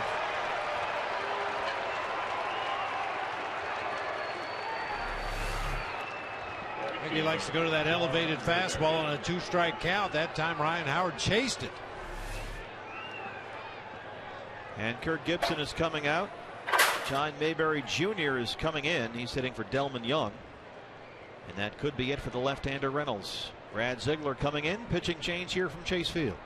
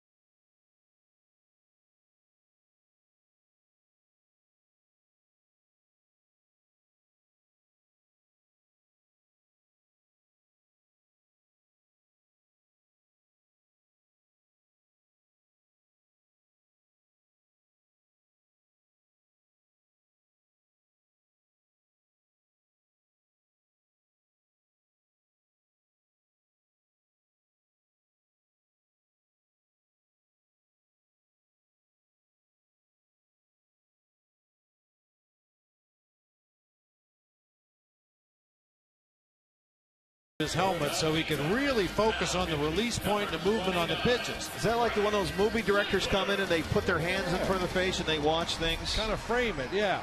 Yeah, there he is. Look, he's doing it again. It kind of eliminates all the external things. All you really see is that pitcher and the release point and the catcher. I can tell you where it is. It's going to come from underground. Yeah. Brad Ziegler is on. He worked Wednesday's game, the series finale at Dodger Stadium, and retired the only batter he faced. Struck out LA's Matt Kemp on a nasty slider, and he'll work to John Mayberry Jr. here, again looking for only one out.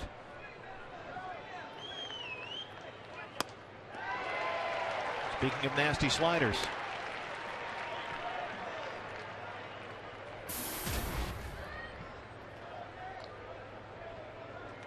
Mayberry started last night's game here, went 1 for 4 with a single. Over his last 18 games, batting only .157. He is 8 for his last 51 up there.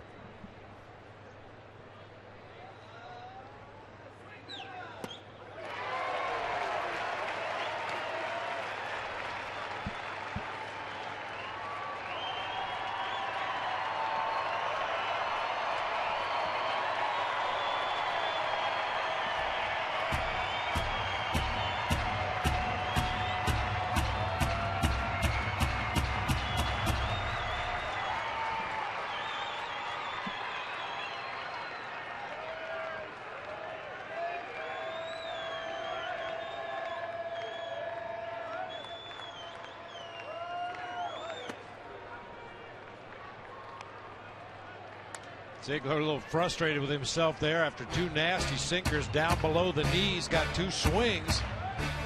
I think he felt if he got that slider anywhere close to the strike zone, he was going to get a 3rd swing and a miss, but pulled it way out of the zone. In his last 2 appearances, Brad has worked 1 1/3 hitless innings with 3 strikeouts. Needs 1 more strike here.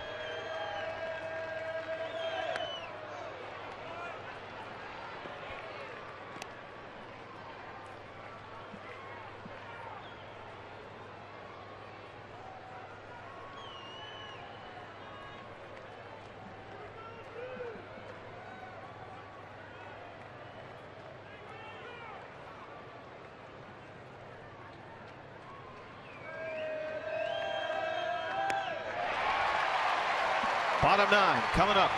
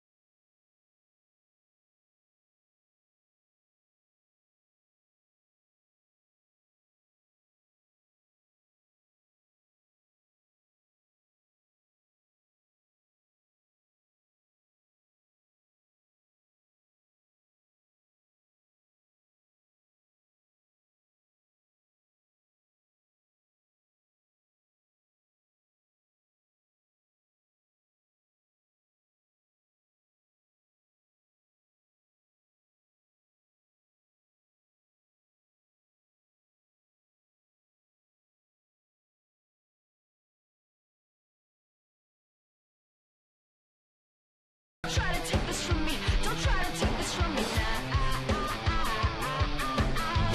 If there's a future, we want it. If there's a future, we want it.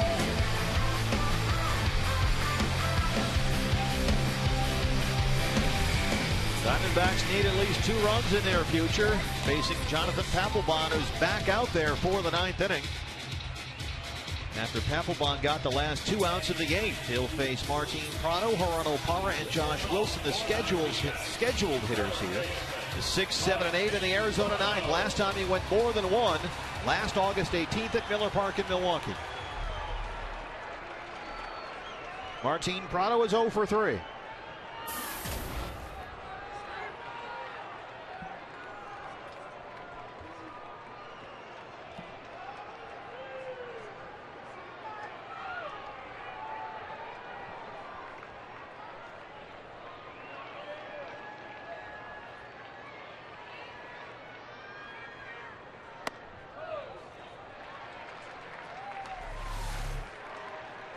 He's tried Juan Uribe's back, Bob. Now he's gone to Eric Chavez. He's searching. Just trying to find something that works.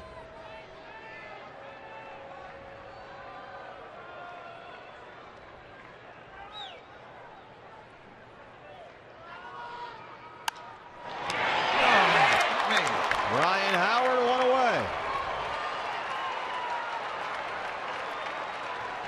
When you're scuffling, that happens. That double written all over it. Slashing line drive headed for that right field corner, but big Ryan Howard reaches across on the backhand side and snares it.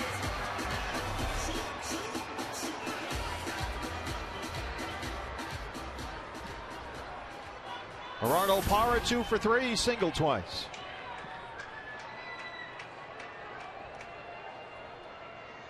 Batting .327 this season versus right-hand pitching.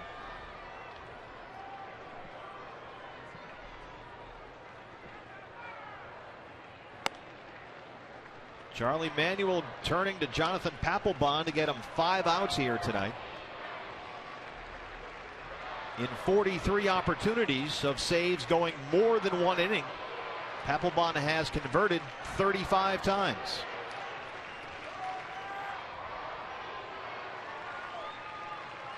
That's both in Philadelphia and Boston.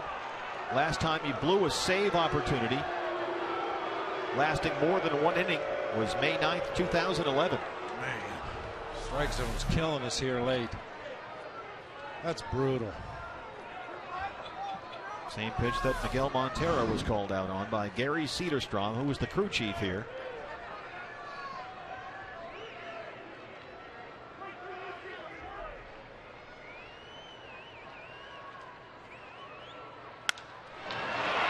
It gets by Utley. Parra's aboard. 1 out single here in the 9th. And the tying run will come to the plate against Jonathan Papelbon. Parra on base for the 3rd time tonight. He's 3 for 4. Tried to come inside. We've seen that tailing action on the Papelbon fastball. It strayed right back over the plate. Gerardo able to line it up the middle of the field for a base hit. Well, we saw Eric Chavez's bat earlier in this inning. Now we'll see Eric Chavez. He will hit for Wilson here.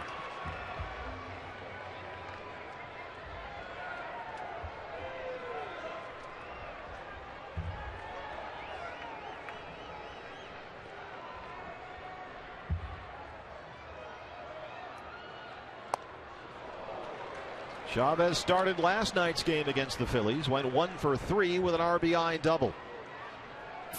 Eric has hit safely in 11 of his last 13 games, batting .326 over that stretch, 4 homers and 12 RBIs.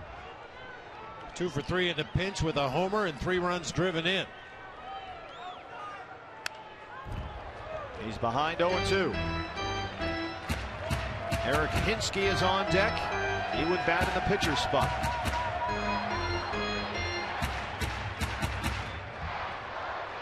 We've talked about it all year, Bob. Veteran guys who can give you major league at bats late in games in high leverage situations. Chavez and Hinsky coming up.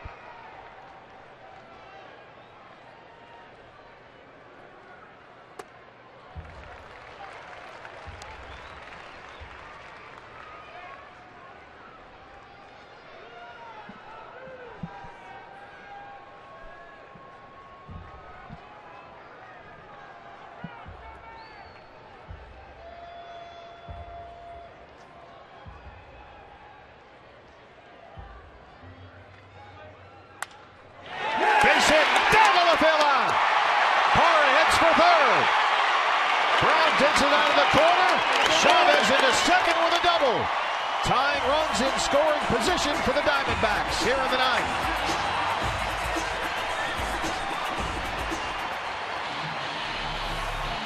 Well, you called it, partner. Professional at bat. Had a couple of rips early in the sequence. That's just a nice controlled swing meant for contact. Shoots it past the third baseman down into the corner. What a great at bat by Eric Chavez. Take a couple of rips at it, try to do some serious damage, and then go into the defensive mode up there at the plate. That time it produces a double in the left field corner. Eric Hinske now.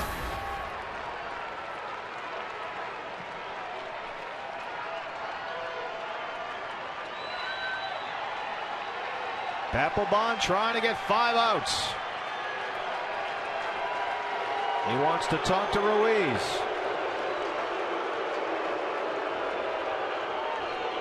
Eric Hinske drew a pinch hit walk last night against the Phillies.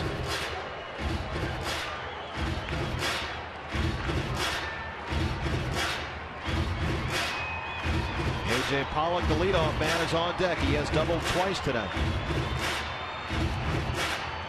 Hinske this season 6 for 21 as a pinch hitter with a double, a home run, and 4 RBIs.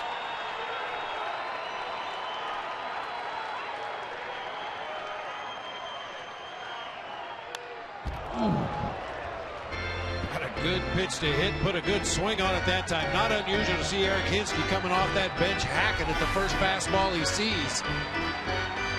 Papelbon's command has not been great since he came into this ballgame. Ruiz wanted that pitch inside. It was on the outer third of the plate. He gets a pitch like that again, and it tails away from Hinske. He can shoot it right down the line just like Chavez did and tie the game.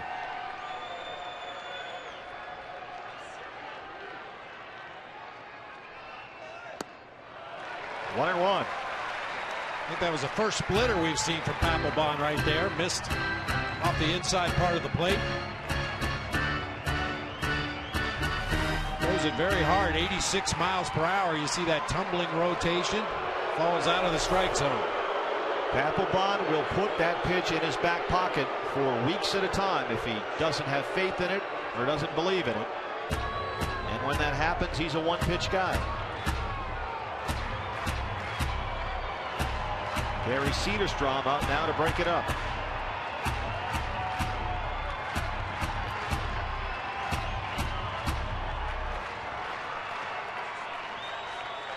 "21 pitches for Papelbon, 13 for strikes. Parra at third. Chavez, he's the tying run at second with a 1 out here.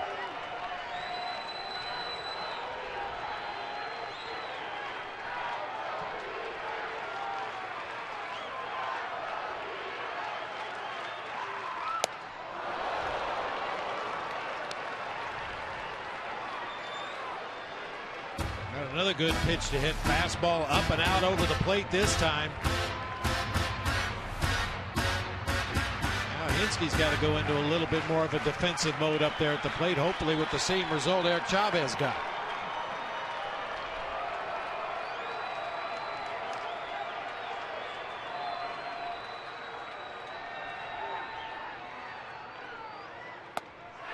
Struck him out, 2 down.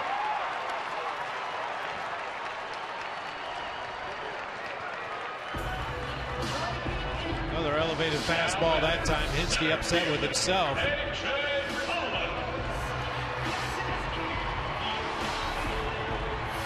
A.J. Pollock has been on base 3 times tonight. He doubled in his first 2 at-bats, walked and scored his last time up.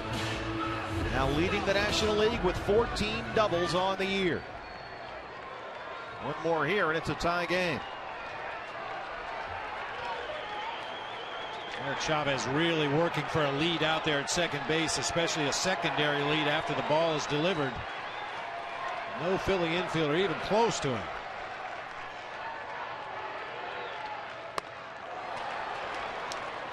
Can't hold up, 0-1.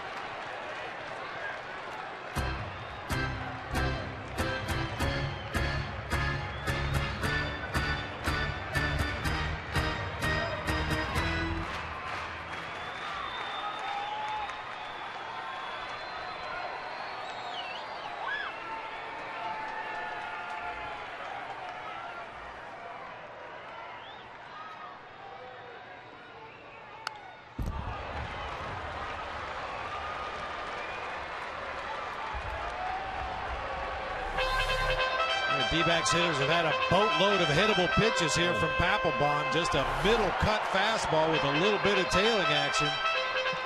Pollock fouled it straight back.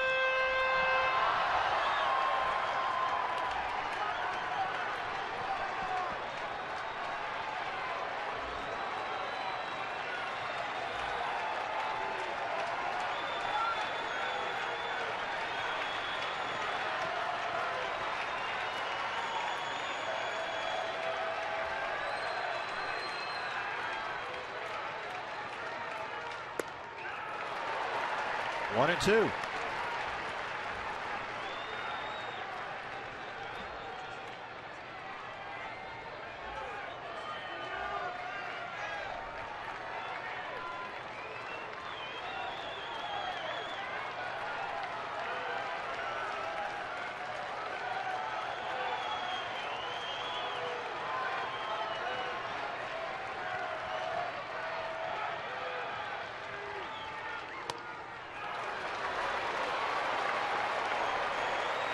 I don't even think Carlos Ruiz is giving signs anymore. I think Papelbon called him out there before and said, I'm just going to throw all fastballs the rest of the way. He's done that for years. And he didn't even hang a sign before that last delivery. And now they're just verbally going over what they want to do. I mean, you see Ruiz is set up back there. Bring it.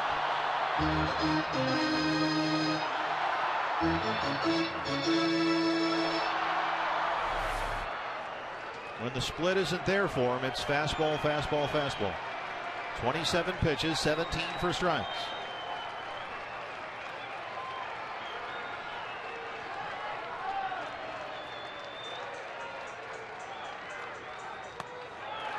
Three and two. Didi Gregorius is on deck.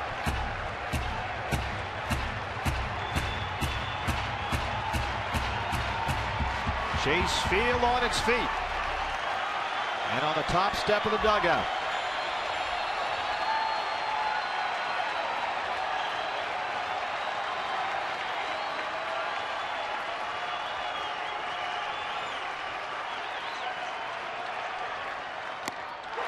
Ball game. Jonathan Papelbon gets his 5 outs, and that ends the Diamondbacks' 5-game winning streak.